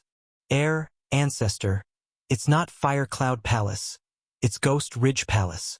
A group of clan elders felt embarrassed and quickly started explaining to the ancestor who had been asleep for hundreds of years. Meanwhile, outside Yentai Dak Fortress, Han Rian pointed in a certain direction with her slender finger and said, "Husband, that guy is out. I see. He doesn't even have a yang god. Yet his physical body, though dead, can exude the pressure of the Purple Mansion realm. How strange." Su Jie gazed into the distance at Chui Lin emerging from deep underground. The hallmark of a Purple Mansion cultivator is the yang god and dharma form, but Chui Lin lacks a yang god and yet can emanate the pressure of the Purple Mansion realm, which surprised Su Jie greatly. A living corpse, an alternative secret technique for corpse creation technique, a mix of half-human and half-zombie. Han Ruyan added a remark as a ghost. She had a strong say on such matters. No matter what it is, since it's come out, let's annihilate it together. Su Jie twisted his neck, stepped forward. Crack! The void trembled mightily, and the already fragile formation of Yentai Dak Fortress completely shattered. Su Jie appeared above the fortress, locking eyes with Chui Lin. Su Jie of Ghost Ridge Palace. Chui Lin's voice was stiff and hoarse. He had already learned of Su Jie's identity. As he stared at Su Jie, he suddenly froze, took a deep breath, his gaze overwhelmed with shock. Such vast and magnificent heavenly Tao fortune, paired with such massive power of national fortune, far surpasses the heavenly destiny people I've seen before. In that moment, Chui Lin's gaze towards Su Jie burned intensely, as if he wished to consume Su Jie entirely. Your gaze is really ticking me off, old ghost. Su Jie's mouth twitched, unaware of Chui Lin's muttering nonsense. Su Jie didn't understand, nor was he interested in thinking about it. He only needed to kill this ancient relic dug out from the earth and turn the entire Chui family into nourishment for his wealth. The void flashed, and Su Jie was already in front of Chui Lin. Without hesitation, he punched out. The superiority of Su Jie's innate divine body was unmatched among Purple Mansion middle-stage cultivators. It was the foundation on which Su Jie relied to tread his path. However, facing Su Jie's punch, Chui Lin merely raised his hand, and in the clash between fist and palm, he stood firm without taking a step back, relying purely on his physical body to withstand Su Jie's powerful innate divine body. The innate divine body is well refined. No wonder you broke into the Chui family. Chui Lin lowered his brows. During his lifetime he was a late-stage Purple Mansion cultivator, having established a heavenly palace in the upper elixir sea of consciousness for the Yang God to reside, Junmu, sovereigns among the Holy Ones, rulers of life. Holy Ones refer to human cells, a world in a grain of sand, A Bodhi in a leaf, the late-stage Purple Mansion cultivators had already fully excavated the potential of human cells, and the strength of the innate divine body would further escalate. Though he no longer had a young god, his physical body, though dead, still retained the strength it had in life. The ancestor is invincible. Ha ha, Suemo, this is the consequence of attacking our Chui family. The depth of our foundation is not something you can challenge. To die at the hands of the ancestor is a privilege for Suemo. Seeing this scene, the previously terrified Chui family members, intimidated by Su Jie's reputation, were all heated up, trembling with the powerful strength of their own ancestor Chui Lin. Interesting, your strength is quite commendable, deserves my slight seriousness. Battle intent surged within Su Jie's eyes. He enjoyed beating the elderly and frail, but the present Chui Lin, though old, wasn't weak at all. As Su Jie unleashed his spiritual power, his vitality surged around him like a wolf smoke, dyeing the sky a fiery red. He had already charged towards Chui Lin once more. "Wanna go a few rounds with me? You need more practice." Bang! With one hand behind his back, Chui Lin disdainfully met Su Jie single-handedly, but before he could finish his sentence, he was sent flying like a cannonball. The houses on the path were all penetrated, finally flying out of Yantai Dock Fortress and crashing on a mountain peak more than 10 kilometers away. His entire body adhered in a large figure. The surrounding Chui family members were dumbfounded, watching their ancestor being beaten away by Su Jie, their faces etched with disbelief. Only when they saw Su Jie holding a small tree emitting 9-colored treasure light did they come to realization. Despicable villain! Your so-called seriousness is relying on treasures to flaunt your power? A clan elder of the Chui family, upon seeing Su Jie's holy Bodhi tree, immediately exploded like a grumpy cat. How could their invincible ancestor possibly lose? Su Jie was merely relying on the advantage of treasures. Annoying! Su Jie casually smashed the holy Bodhi tree, its 9-colored treasure light dreamy and illusory, like a towering giant tree crushing the speaking Taoist platform realm clan elder into a sky full of flesh pieces. "This side is left to you. I'm going to meet that old thing." Leaving these words behind, Su Jie had already flown towards Chui Lin in the distance, the holy Bodhi tree never leaving his hand. As for relying on the power of treasures, what a joke. Having a complete innate divine plant like the holy Bodhi tree, only a fool wouldn't use it. Initially, Su Jie went through great lengths to snatch the holy Bodhi tree from esoteric Buddhism just for this moment. Otherwise, Su Jie would have to use the holy Bodhi tree as a landscaping tree. Behind Su Jie, cultivators from Qingzhou, Qing Province, and Chongzhou swarmed in, launching attacks and slaughtering the members of the Chui family. Apart from top-tier strength, the Chui family also had a considerable number of middle to upper-tier members, far surpassing an average sect. But compared to the cultivators from the 3 states, their numbers were vastly different. Without relying on the Purple Mansion, their fate was inevitable. Junior! Chui Lin extricated himself from the mountain, no longer calm and composed as before. His hair disheveled, entire body covered in long hair like an enraged porcupine, his ferocious nature fully exposed.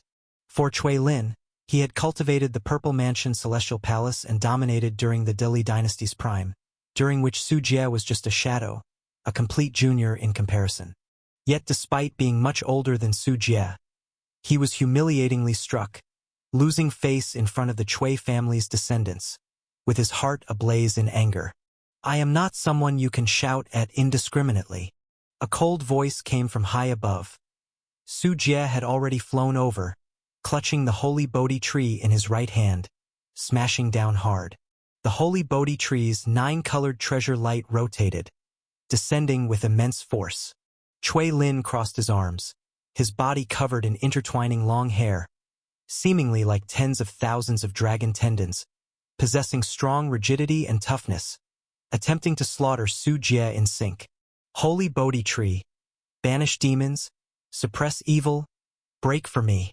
Su Jie snorted coldly, showing no fear of Chui Lin in the slightest. In the presence of the holy Bodhi tree, Chui Lin's long hair seemed like spring snow encountering hot oil, a force capable of shredding a mountain effortlessly dissolved by the holy Bodhi tree. the long hair all scorched and curled, eventually turning into black smoke and dissipating under the treasure light. Crack. The next moment, a sound of bone cracking came from Chui Lin's obstructing arms. Originally Su Jie's innate divine body couldn't withstand the holy Bodhi tree, relying only on the blood sea's restoration. The same outcome befell Chui Lin.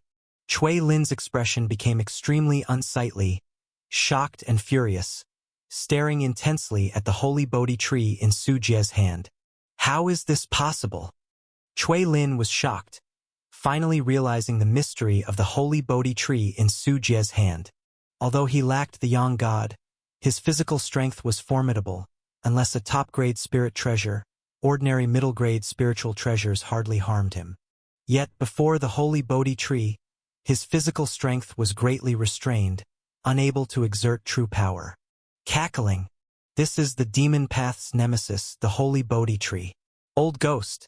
Never seen it before. Have you? Su Jie laughed loudly. This supreme treasure from esoteric Buddhism displayed astonishing power in Su Jie's hands, possessing the capability to suppress evil and banish demons. Truly a nemesis of demon cultivators. Originally, Su Jie struggled tremendously against Bata Bone holding the holy Bodhi tree. Su Jie's blood sea devouring sky demon skill was suppressed by the holy Bodhi tree. If not for the annual ringworm weakening the holy Bodhi tree, obtaining it wouldn't have been easy. As for Chui Lin, this old creature from the earth, Su Jie wasn't sure what it was exactly, but covered in long hair like a zombie. However, it reeked of darkness and evil, right within the holy Bodhi tree's restraining range, thoroughly suppressed by it. Su Jie pressed the advantage, holding the holy Bodhi tree in one hand, forming a spell with the other. Today I shall vanquish demons for Qing province, eliminate this ominous old ghost, Dharma aspect, chaos. The Tao River opened, the chaos Dharma aspect descended abruptly. As the swirling single eye blinked, a burst of white light shot forth. Chui Lin attempted to dodge, but the holy Bodhi tree's roots ensnared his feet, forcing him to face the chaos Dharma aspect directly. The straight brilliance instantly struck Chui Lin, akin to the sun's nuclear explosion flashing brightly, directly blasting Chui Lin from the sky down to the earth. Earthquakes of level 12 erupted, soil layers spread like waves, dispersing in rings. The sky shattered into a huge crater with over 1,000 meters in diameter. Looking again at Chui Lin, the long hair on his body was scorched by the chaos Dharma aspect's brilliance, as if peeled, bloodied all over. Knocked down again, Chui Lin was furious, roaring as he opened his mouth, with blood and flesh squirming on his chest. A black spear tip emerged. 8 direction gods. Manifest 10 directions world. Mountain-breaking dragon halberd. Kill, kill, kill. Chui Lin extended his hand into his chest, drawing out a dragon-scale mountain-breaking halberd. This was a top-grade spirit treasure, his lifeblood weapon relied upon for dominance 5,000 years ago, buried with his life tomb, unseen for thousands of years. Die for me! Chui Lin wielded the halberd, slashing down, transforming into a black dragon. The dragon's head grimacing, claws capable of crushing mountains, its roar shaking heaven and earth. Many wish to kill me, but you're not qualified enough. Su Jie charged head-on, holding the Brahma Heaven Slaughter Tower, where Karma Fire Red Lotus blossomed. Bright golden seal orbited Su Jie like stars, igniting the black dragon, the seal surging like a tidal wave, forcing it back. Though Su Jie's rise was brief, he lacked foundation. Luckily, esoteric Buddhism filled this gap for him. After esoteric Buddhism's downfall, Su Jie obtained numerous treasures, with the Brahma Heaven Slaughter Tower only beneath the holy Bodhi tree. Although Su Jie hadn't cultivated esoteric Buddhism's techniques, unable to fully unleash the Brahma Heaven Slaughter Tower's potential, dealing with Chui Lin's current state posed no issue. The black dragon fiercely collided with the Brahma Heaven Slaughter Tower, each impact shaking heaven and earth as if a meteor crashing, reversing rivers, collapsing mountains. Amid the clash of spirit treasures, the chaos Dharma aspect's single eye behind Su Jie blinked repeatedly, emitting dazzling annihilation brilliance. With the restraint of the holy Bodhi tree, Su Jie's Chaos Dharma aspect is able to repeatedly strike Cui Lin from the sky to the ground, scorching his flesh to a charred black and fracturing his bones with terrifying impact. The greatest feature of Purple Mansion cultivators is the Dharma aspect. Those late-stage Purple Mansion cultivators who have cultivated the Celestial Palace can use it to fight against opponents. Cui Lin lacks a Yang God and naturally cannot use a Dharma aspect. Facing Su Jie, he can only rely on his physical strength, missing a major trump card. Unfortunately, Cui Lin's physical strength is entirely restrained when confronting the Holy Bodhi Tree. It's driving me mad. If only I had a Yang God. How could I allow you to be so presumptuous? Cui Lin is rendered completely weaponless by Su Jie. Without a Dharma aspect, he relies solely on his physical body and spiritual treasures, lacking much in strength. In life, Cui Lin had combat power equaling a late-stage Purple Mansion cultivator. But now, his state is far from his prime strength, boasting only of his realm. Against a common Purple Mansion middle-stage cultivator, Cui Lin might indeed contend and potentially win, simply by standing against the Dharma aspect, but against Su Jie, there's a significant gap. Boom! The Chaos Dharma aspect strikes Cui Lin once more, punching a large, fiery hole through his chest, revealing fragments of charred and purple organs inside. The foundation of the Cui family doesn't seem to be much after all. Su Jie presses forward, the holy Bodhi tree in his hand suddenly swelling, expanding according to Su Jie's will, finally transforming into a 10,000-foot-tall mighty tree, its immense power collapsing mountain peaks, aiming to eternally imprison Cui Lin there. You brat! Don't get overconfident with me. Cui Lin, furious, with a flicker of fear in his eyes, had not anticipated the power of the holy Bodhi tree. This complete innate divine tree completely restrained him. Unable to continue clashing head-on with Su Jie, Cui Lin hurriedly retrieved the dragon-scale mountain-breaking halberd, frantically slicing through the 9-colored treasure light of the holy Bodhi tree, directly severing his left arm entangled by the roots, finally escaping before the tree could fully suppress him into the earth. Rumble! The ground shakes vehemently, and a 10,000-foot 9-colored divine wood stands proudly upon the earth. The original mountain peak below crushed, countless golden vein branches swing wildly, storms rage, earth fire erupts, and heaven and earth lose their color. Su Jie stands atop the crown of the holy Bodhi tree, shrouded in 9-colored treasure light, appearing like a deity entering the mortal world, staring at Cui Lin from afar. The old thing is quite resilient. Su Jie clicks his tongue, finding Cui Lin much more durable than expected. His physical body strength is not to be underestimated. However, the battle has only just begun. The next second, a grim smile appears on Su Jie's lips. Behind him a boundless blood sea extends across the sky, reaching the horizon, painting everything in sight with a bloody hue. Beneath, 9-colored treasure light illuminates the ground. Roots like dragons roar, extend toward the sky, plunging into the blood sea, eventually supporting the 10,000-foot divine wood. From a distance, a 9-colored treasure tree rooted in the blood sea emits a majestic aura, intertwining with the blood sea's ferocious power, appearing both bizarre and terrifying. Cui Lin's mouth twitches uncontrollably. Even with his extensive experiences, it is his first time witnessing such a spectacle. The most sacred and pure holy Bodhi tree, surprisingly united with the blood sea demon, exudes an absurd sense. I, the strongest of the demon path in Qingzhou, send you, old ghost, to your death today. Su Jie bursts forth with spiritual power, transforming the expansive blood sea into thousands of massive waves, sweeping toward Cui Lin. Brat! This Grandmaster remembers you. Cui Lin grinds his teeth in hatred, but his actions are quick and purposeful. With only one arm left, he no longer dares to confront Su Jie head-on, opting to flee, even abandoning the Cui family. Once, Cui Lin was a peerless prodigy of this land, contending with talents from all roads, advancing to the late-stage Purple Mansion, building the Celestial Palace. If it were at his peak, he might still unleash fighting spirit, contending with Su Jie for supremacy, deciding life or death. But since he lost hope in the hollow and chose to bury himself alive using the life tomb secret technique, transforming into something neither human nor ghost, that indomitable Chui Lin had already died, and he had lost the courage expected of a cultivator. The current Chui Lin, surviving thousands of years, the longer he lived, the more fearful he became of death, fearing it more than ordinary cultivators. Wife!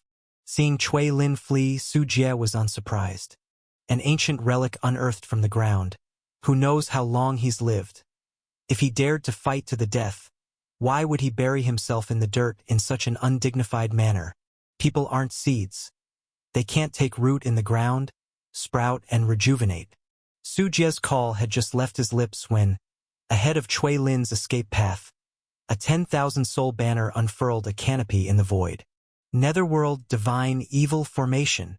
Accompanied by an eerie cold voice, the winding waters of the Huangquan River, 9 bone mountains rose successively from the earth. The sky dome descended with Sword Mountain. Earth erupts with a sea of fire. Countless Yin souls transformed into surging waves, pouring out in torrents. Unbeknownst to Wen, a blood moon rose in the sky, upon which Han Ruyan sat cross-legged, a 10,000-soul banner flapping behind her, expressionless, blocking Chui Lin's path. Get out of my way! Chui Lin's expression was ferocious. Driven by the will to survive, he unleashed all his strength, wielding the dragon-scale mountain-breaking halberd towards Han Ruyan, attempting to break through Han Ruyan and the obstruction of the 10,000-soul banner. Curse! Han Ruyan remained expressionless, her jade finger lightly pointing. The terrifying, invisible curse clung onto Chui Lin. If a Purple Mansion cultivator possessed the extremely strong and Yang god, they could resist the curse, but Chui Lin only had a physical body, so he had to endure Han Ruyan's entire curse. The tumultuous curse engulfed him, causing countless festering sores to appear all over Chui Lin's body. His eyes turned a ghostly green, tendrils growing from them into his brain. Immediately after, the grand formation of the 10,000-soul banner descended, and the Huangquan River swept Chui Lin into its waters. The heavenly Sword Mountain constantly sliced his flesh, akin to death by 1,000 cuts. Moreover, countless Yin souls, driven by Han Ruyan's curse, frantically devoured every inch of his flesh, tearing his skin and leaving rows of teeth marks. Su Jie arrived at this moment, the holy Bodhi tree moving with him, its roots piercing through his body. Boom! Grasping the Brahma Heaven Slaughter Tower in his palm, Su Jie swung his large hand, planting it on Chui Lin's face. As the Brahma Heaven Slaughter Tower descended, Chui Lin's teeth shattered instantly, his facial features becoming unrecognizable.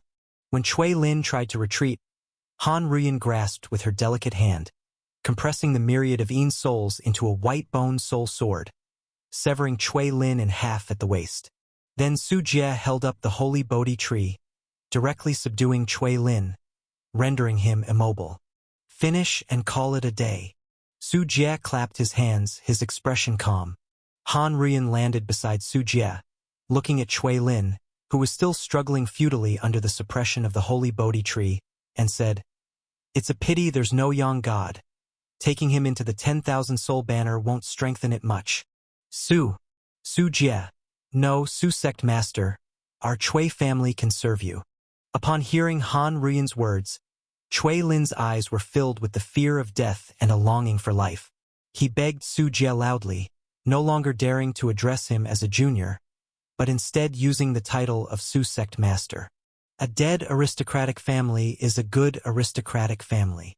Su Jie walked step by step to Chui Lin, speaking with a smile.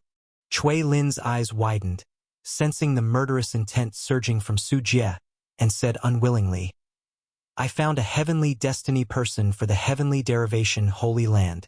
Kill me, and the heavenly derivation Holy Land will blame you for everything." Heavenly destiny person? Su Jie raised an eyebrow, finding the term intriguing. Born to face calamity, someone with a heavenly destiny is a heavenly destiny person. During times of great strife, heavenly destiny people appear on a large scale.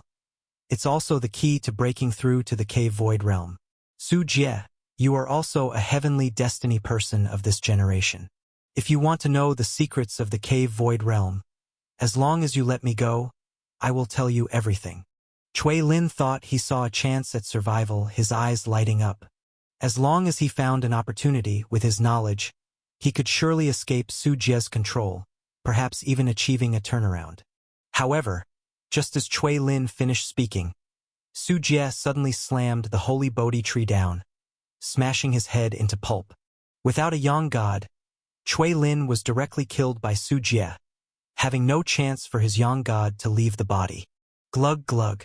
One of Chui Lin's eyeballs rolled to Su Jie's feet, seemingly glaring at Su Jie in reluctance, truly dying with unfulfilled wishes.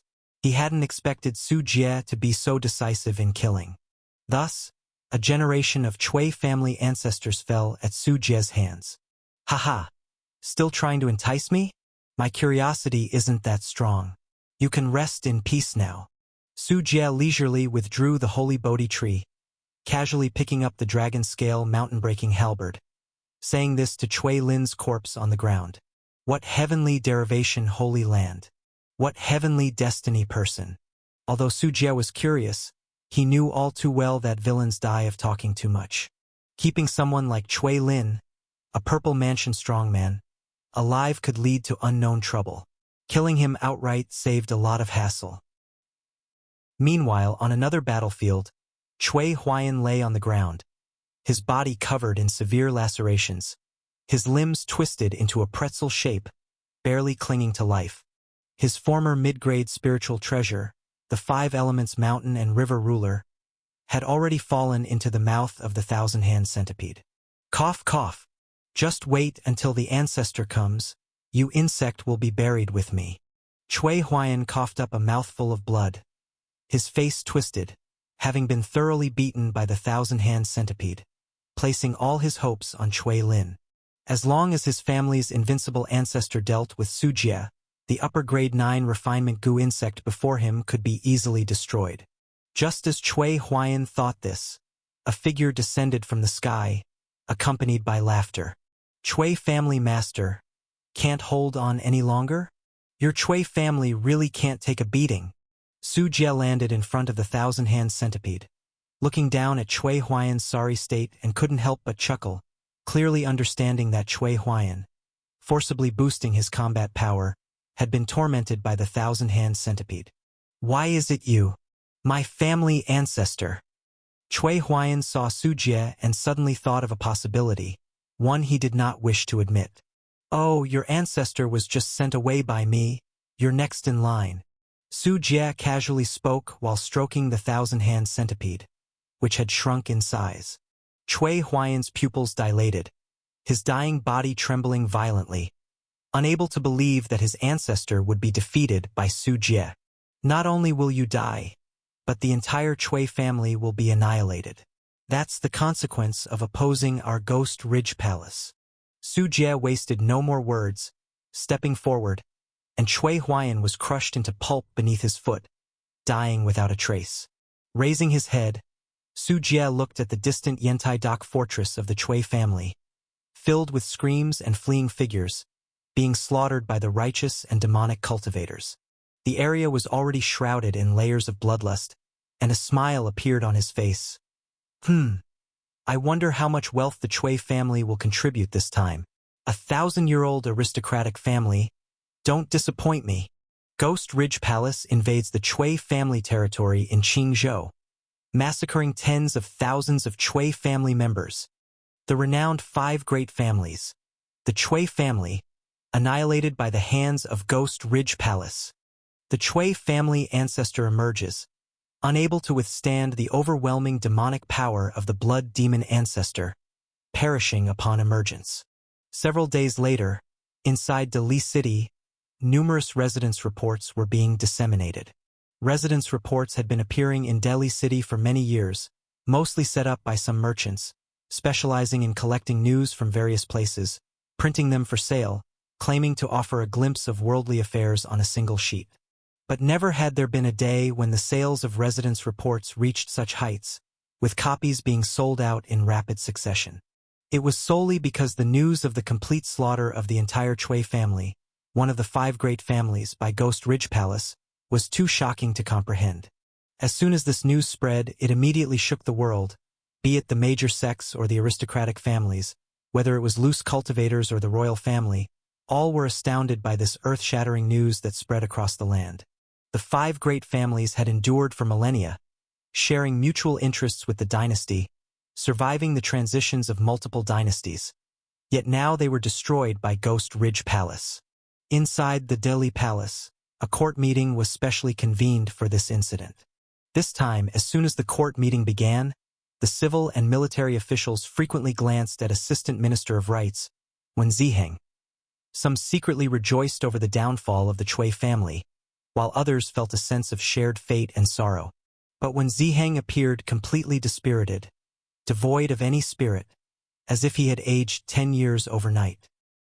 He had entered the court as an official, rising to the position of Assistant Minister of Rights, relying on the Cui family as his backer. Now that this pillar was gone, how could he possibly be in a good state? Vice Minister 1. Accept our condolences. Wei Yushuang's bright eyes turned towards Wen Ziheng, seemingly offering consolation, but the slight curl of her lips, the smile she couldn't suppress. Just a few days ago, she had an argument with Wen Ziheng at the court meeting, yet at that time, Wen Ziheng had refuted her proposal to emulate Ghost Ridge Palace's tax collection, mocking Wei Yushuang for her audacity, openly stating that his Cui family would never fear Ghost Ridge Palace. But in just a few days, the glorious millennium-old Cui family had fallen, and Wen Ziheng had become a solitary figure. Considering Wen Ziheng's words and actions, how could Wei Yushuang not feel delight at his misfortune? She despised the aristocratic families like vermin, especially the 5 great families, the largest and fattest 5 vermin, only concerned with amassing wealth, giving nothing in return, paying no taxes to the court. Their demise was well-deserved. Ghost Ridge Palace had simply carried out what she wished to do.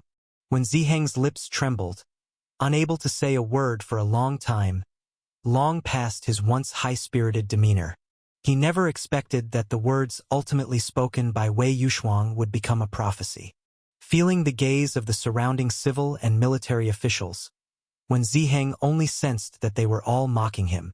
Instantly, a nameless fury rose, causing him to lose all composure, shouting, It's you who harmed our Cui family. It's all the fault of your royal family. If not for your royal family's indulgence of Ghost Ridge Palace's lawlessness, how could our Cui family suffer such a tragedy? Nonsense. How dare you slander His Majesty? Your Majesty, Vice Minister 1 is mad. An insult to the literati, truly an insult to the literati. No wonder the Cui family would fall. One by one, the civil and military officials criticized Wen Ziheng. Now that the Cui family had fallen, everyone naturally feared no longer the backing of Wen Ziheng. Take him away, 50 lashes. Wei Cheng showed an angry expression. Wen Ziheng had not deeply engaged in cultivation. Anyone with talent would not have been sent into the court as an official, and 50 lashes was something no ordinary person could endure. He would be beaten to death. Yet no one spoke up for Wen Ziheng. Everyone was watching indifferently. Even those who had once been Wen Ziheng's friends in officialdom all turned their heads away, seemingly unable to bear witnessing the tragedy. Your Majesty, spare me. Wen Ziheng finally realized he had misspoken, kneeling on the ground weeping bitterly until the imperial guards took him away. His cries continued even outside the hall. Your Majesty, the havoc caused by Ghost Ridge Palace's annihilation of the Cui family is immense. The 5 great families have always been unified. This enmity is deep as the ocean, fearing it may lead to large-scale warfare. The Minister of Revenue, Zhuo Min, stepped forward, suddenly proposing. Ghost Ridge Palace was powerful, and if the aristocratic families could be leveraged to let them and Ghost Ridge Palace fight, regardless of who won or lost, the royal family's position could be greatly stabilized. If the 5 great families lost, the strength of the aristocratic families would be weakened, allowing the royal family to levy taxes and grasp more power. If Ghost Ridge Palace lost, the royal family could also quell the southern demon trouble, without having to worry about the possibility of Ghost Ridge Palace advancing northwards in the future. The Chui family is the Chui family. The five great families are the five great families. They cannot be treated as the same. The Minister of Ministry of Industry, Su Qing, coughed lightly. Although he was not from one of the five great families, his wife's family was the Lianzhou Li family, part of the five great families. Your Majesty, the five great families are the foundation of protecting the nation. Sending them to confront Ghost Ridge Palace is unwise. The Chui family is extinct. The remaining four great families are the foundation of the aristocratic families. There must be no further losses. Ghost Ridge Palace now needs to be contained, not to escalate into large-scale warfare. Your Majesty, our Dali dynasty can no longer withstand such turmoil. One after another, officials stepped forward to make requests, and if one carefully distinguished, it would be found that those who spoke up were either directly descended from the five great families or had connections with them. The five great families had received the news of the Chui family's annihilation no slower than the royal family. The remaining four great families had already reached a consensus not to actively get involved, sacrificing lives for the royal family. After all, their territories were not under the jurisdiction of Ghost Ridge Palace, and there was no need to act as the royal family's vanguard, risking their lives against Ghost Ridge Palace's devils. Aren't the five great families supposed to always be of one breath and branch, mutually as alliances? Now it seems, ultimately they are merely acquaintances. Wei Yushuang, seeing this scene, couldn't help but utter sarcastically. When facing the imperial authority, the five great families banded together. When facing Ghost Ridge Palace, they each took care of their own. A kind of powerless anger filled Wei Yushuang's heart. In terms of deterrence, the Dali dynasty was now not even as formidable as Ghost Ridge Palace. Su Qing, hearing these words, cupped his hands and said, "Eldest princess, we cannot say it like this. If the several great families resort to revenge, it will only lead to catastrophe for all living things. This enmity is not unavenged, but rather, the time is not yet ripe." Humph! A bunch of bullies of the weak, fearful of the strong. Wei Yushuang scoffed coldly, having long seen through the true faces of these aristocratic families. Ghost Ridge Palace is currently powerful. It needs to be dealt with in moderation, temporarily allowing it to flow unrestrained. The royal family needs time to recover and nurture vitality. Wei Cheng spoke slowly. He had already understood the aristocratic family's attitude. This statement also announced that this court meeting ended without any success. In the face of Ghost Ridge Palace's intimidation with its three purple mansions, the royal family had no other option but to compromise. Qingzhou by the Firefly Sea. At noon, a vast construction site was bustling with activity. The scorching sun baked the 9-foot-high platform, leaving dark brown sweat stains on the ground. A million laborers toiled under the heat. A huge banner hung above the construction site, with slogans like, "Work for Relief," and "Free Grain Distribution," written on it. Most of these laborers were refugees fleeing Qingzhou. After being taken in by Ghost Ridge Palace, they were sent to this construction site. Since Ghost Ridge Palace provided food and lodging, and paid wages, quite substantial ones, it not only attracted refugees but also many local Qingzhou people eagerly joined the construction teams.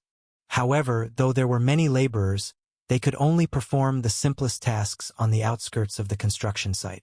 Those truly involved in the core construction were the cultivators. Squad 3 of Area A cultivators. We need earth storage stone wood as a foundation here. Notify the logistics department to allocate it immediately. Array Master. Where is the array master responsible for this area? The glazed heaven gold array pattern here was drawn incorrectly. What are you doing? Immediately rectify it. If this happens again, you'll be in trouble. Elder Wang. We still need you to place this 9 Netherworld Skyfire sand here, as the Yunling Realm disciples cannot withstand this heat wave. The construction site was bustling, with various sounds rising and falling. Cultivators were seen holding iron giant wood, repeatedly driving it into the foundation, with each dull thud causing the ground within 100 meters to tremble. There were array masters wielding golden-threaded chi pens, engraving array patterns on the walls of Star River Jade, embedding countless top-grade spirit stones within. Over 1,000 cultivators chanted slogans, their blue veins protruding like earthworms under sunburnt skin, their faces flushed, gripping thick iron chains, and dragging a towering bronze giant gate. The bronze giant gate was engraved with 2 azure giant dragons, intertwined head to tail. Every slight movement of the gate emitted a dragon-like hum, resonating deeply. These cultivators came from the 3 states area, including Yunling realm disciples, secret realm elders, and even Taoist platform realm powerhouses participated in the construction. The number of gathered cultivators alone exceeded 100,000, and the project they were constructing was the Heavenly Dao Level Wonder, 33-layered Heavenly Palace. Only a Heavenly Dao Level Wonder would require such a vast assembly of manpower and resources to create an unparalleled marvel reaching from the heavens to the earth. At this moment, on a small hill on the outskirts of the Wonder's construction site, Su Jie stood with his hands behind his back, admiring the progress of this Wonder's construction. The total valuation of all Cui family assets has been completed, with a combined total of around 3.5 billion spirit stones. Lu Yingying stood beside Su Jie, her face full of smiles, reporting the latest progress of the asset seizure. Due to the extensive and varied assets of the Cui family, many involved various merchant caravans, shops, spirit fields, mines, pharmacies, artifact refining workshops, and schools, with many joint ventures with other noble families. The appraisal alone took a long time.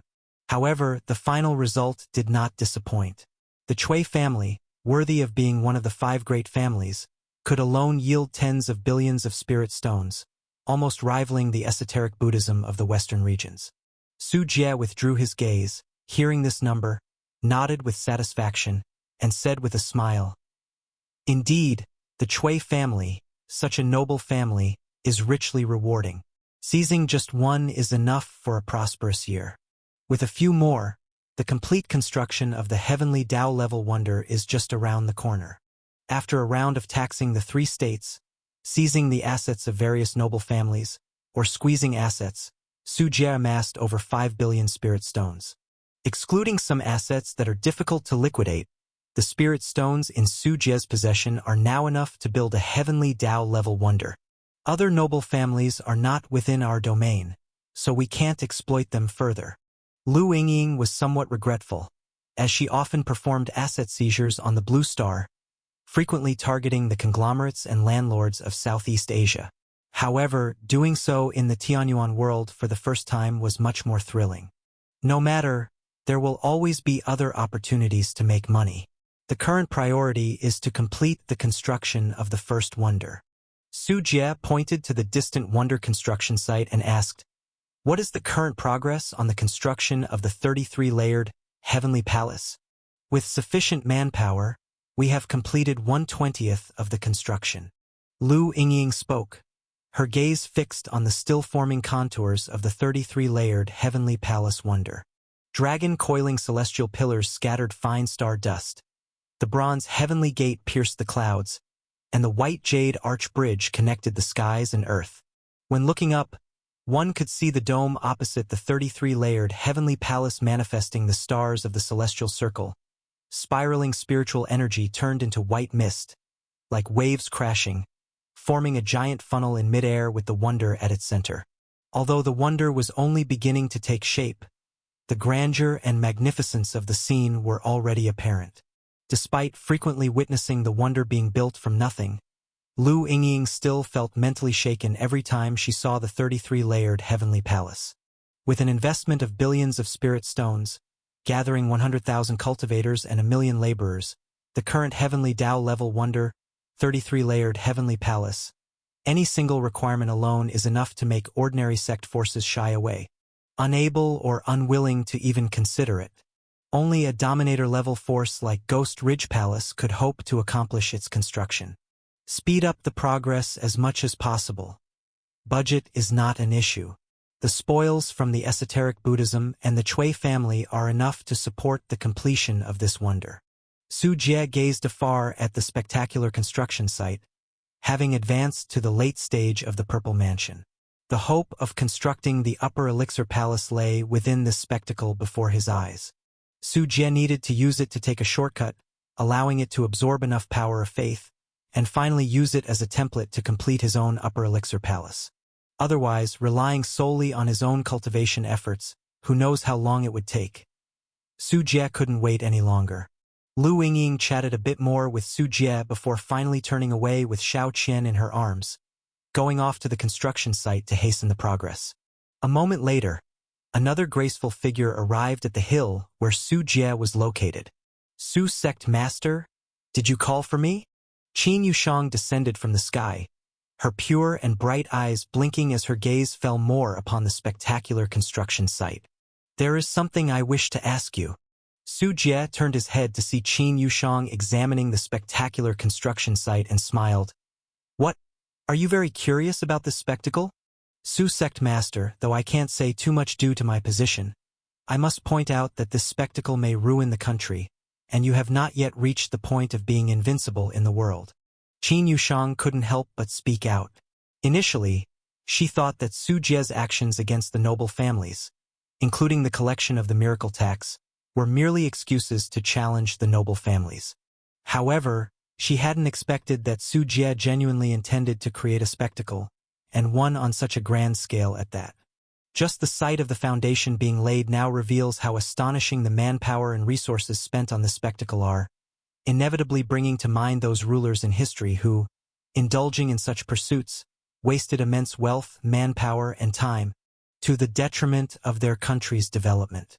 Qin Yushang believed that Su Jie, having just annihilated esoteric Buddhism and cleared the noble families under his rule to achieve unprecedented accomplishments, might be experiencing a misplaced sense of pride, deliberately building the spectacle to demonstrate his achievements, a path many other wayward rulers have also trodden in history.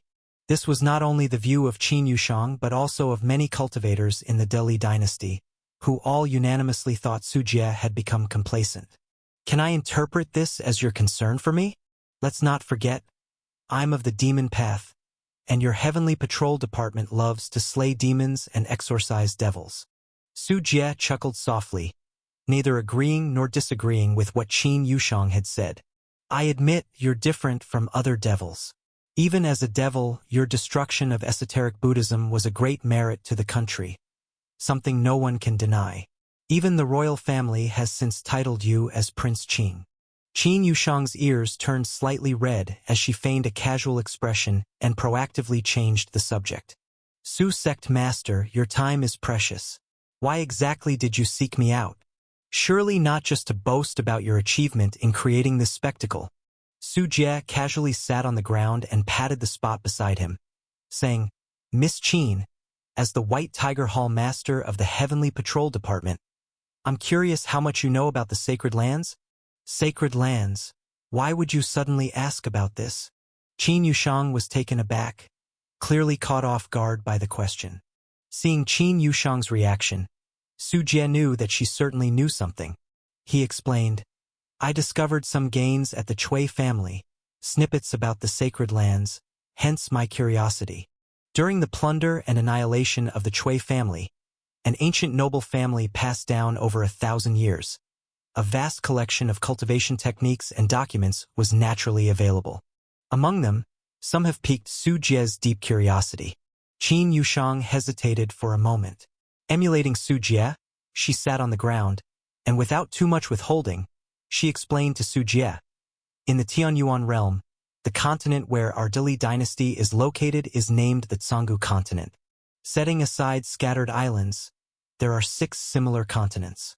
And the sacred lands refer to 5 top sects that do not belong to any single continent, occupying supreme grotto heavens and blessed lands on the seas, viewing each continent as a nursery for collecting prodigious disciples. Each sacred land is an absolute colossus. Su Jie nodded thoughtfully, knowing that the Dili dynasty on the Canggu continent was the most powerful country, based on population, land area, and resources. It was the most fertile land on the Canggu continent.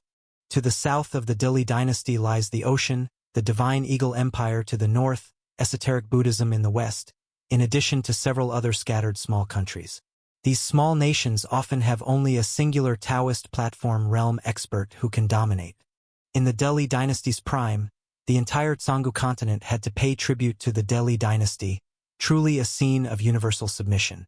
Outside the Dili dynasty, however, things were different.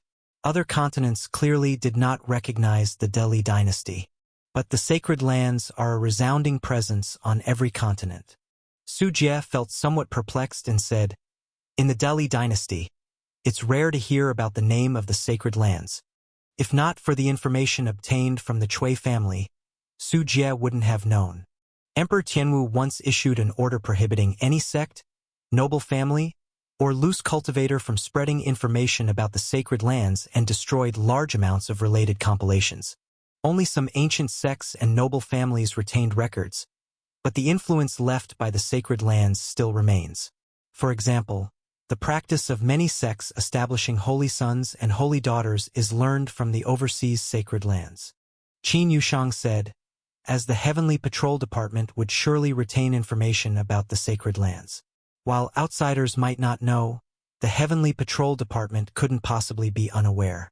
The 5 great sacred lands are named as the Heavenly Derivation Holy Land, Yang Palace Holy Land, 9 Heavens Holy Land, 10,000 Tribulations Holy Land, and Divine Mechanism Holy Land.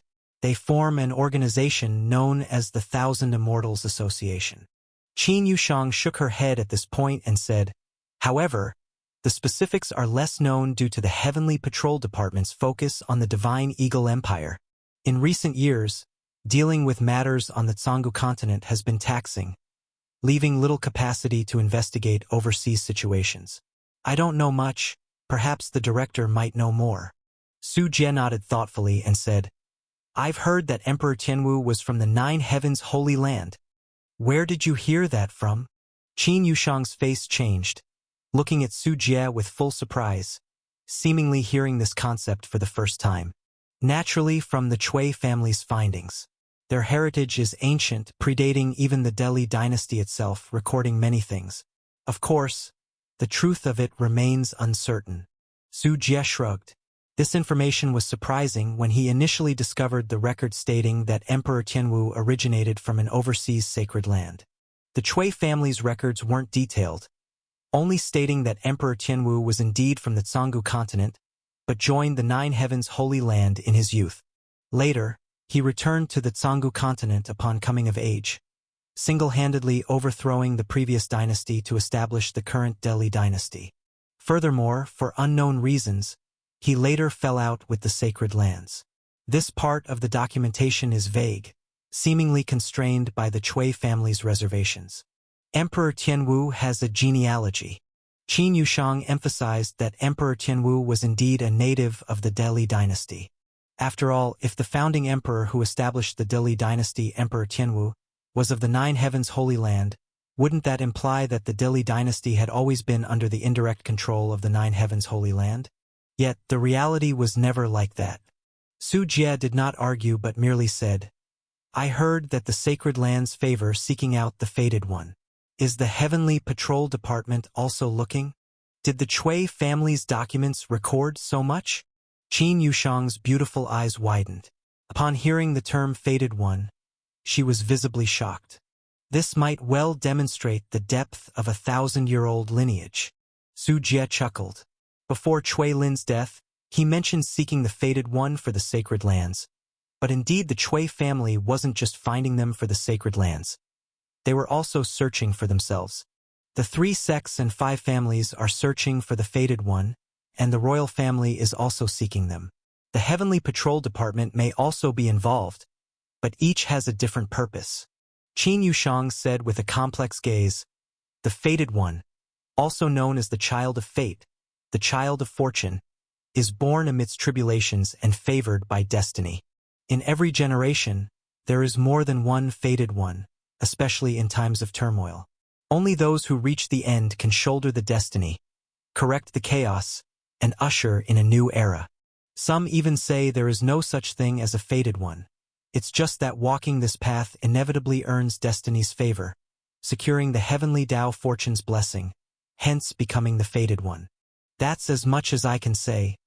Further information crosses into the realm of secrets, and I cannot divulge it." "That suffices, thank you, Miss Qin." Su Jie nodded and saw Qin Yushang off. Then he reached into his storage bag and took out a jade scroll imprinted with the Tai Su Heavenly Fate technique, which was the greatest surprise he found at the Cui family. Taishu Heavenly Destiny Technique, hailing from the Cui family's secret chamber in the book collection pavilion, primarily revolves around the concept of heavenly destiny. According to the declarations within the Taishu Heavenly Destiny Technique, so-called heavenly destiny people are favored by the heavenly Tao, around whom the heavenly Tao fortune will accumulate. The heavenly Tao fortune is an enigmatic and profound thing. It's like reaping the marvelous creations of heaven and earth. Those blessed by heavenly destiny seem akin to protagonists in novels, where fortune follows them, from finding money on the street to rings housing ancient grandfathers, buying obscure divine weapons at street stalls. Using gaming terms, heavenly Tao fortune resembles a luck value, influencing various aspects in an intangible manner. Cui Lin, who practices the Life Tomb secret technique, actively seeks heavenly destiny people. He must devour the heavenly Tao fortune from them to conceal his lifespan's loss to the depletion of celestial secrets. Otherwise, he could not have survived from over 5,000 years ago to today. Meanwhile, Cui Lin also serves the heavenly derivation Holy Land, aiding them in finding heavenly destiny people. Because if absorbed and utilized correctly, the heavenly Tao fortune on heavenly destiny people can provide significant assistance in breaking through to the cave void realm, and if ample fortune is present, one might directly use it to leap straight into the hollow level. Breaking through to the cave void realm is closely related to the Tao River. If the heavenly Tao fortune is equated to luck value, then conquering the cave void realm is akin to drawing cards. The higher one's luck value, the greater the chance of success. This is also why the Holy Land seeks heavenly destiny people. Especially in times of turmoil, heavenly destiny people emerge one after another in particularly large numbers. However, beyond direct absorption, the Holy Land often opts to first cultivate heavenly destiny people. Like raising livestock, the higher the accomplishments of heavenly destiny people, the stronger their heavenly Tao fortune becomes, turning into towering trees as they mature. Such is the origin of the Taishu Heavenly Destiny Technique. With the self as the body, the heavens as the game board, life as the weaving machine, Su Jie murmured to himself, casting the spell of the Taishu Heavenly Destiny Technique. In recent days, through diligent study, Su Jie has mastered this special cultivation technique, though today marked his first practice. Visibly, changes occurred in Su Jie's eyes, resembling the unemotional heavenly Tao. Su Jie first gazed at the distant wondrous construction site. In Su Jie's sight, atop each person's head floated a varying depth of white flame. This is the external manifestation of heavenly Tao fortune, dubbed the heavenly Tao candle. Most people's heavenly Tao candle appear dim and inconspicuous, like match-sized flames easily extinguished by a gust of wind. The majority have no so-called heavenly Tao fortune. Only a select few sport fist-sized heavenly Tao candles. Most among this minority are at the Taoist platform realm or are secret realm elders, as those who reach this powerful state have likely encountered destiny. Likely the heavenly Tao fortune played a role. It's not that higher cultivation correlates to greater heavenly Tao fortune, but rather that more heavenly Tao fortune increases the chance of becoming a strong cultivator. The relationship is not directly proportional. For instance, Su Jie even saw disciples at only the Yunling realm, even servants, whose heavenly Tao fortune matched that of those in the Taoist platform realm. However, even fist-sized heavenly Tao fortune is quite rare. Such heavenly destiny people are stronger than ordinary folk but exceedingly limited, unworthy of the Holy Land's interest. Her heavenly Tao fortune is rather plentiful. Suddenly, Su Jie stroked his chin, noticing Qin Yushang leisurely exploring the wondrous construction site. Her abundant heavenly Tao fortune above manifesting as pale gold, as large as a water tank. A heavenly Tao fortune at this level qualifies one as a heavenly destiny person. Promptly, Su Jie observed Lu Yingying, whose cultivation just reached the 10 levels of Yunling realm, yet her heavenly Tao fortune rivaled Qin Yushang's. More impressively, is the bright golden heavenly Tao fortune of the Shao Qian cradled in Lu Yingying's arms, akin to a small room. Could it be that the closer our relationship, the stronger the heavenly Tao fortune? Suddenly, Su Jie pondered this theory, glancing above his own head.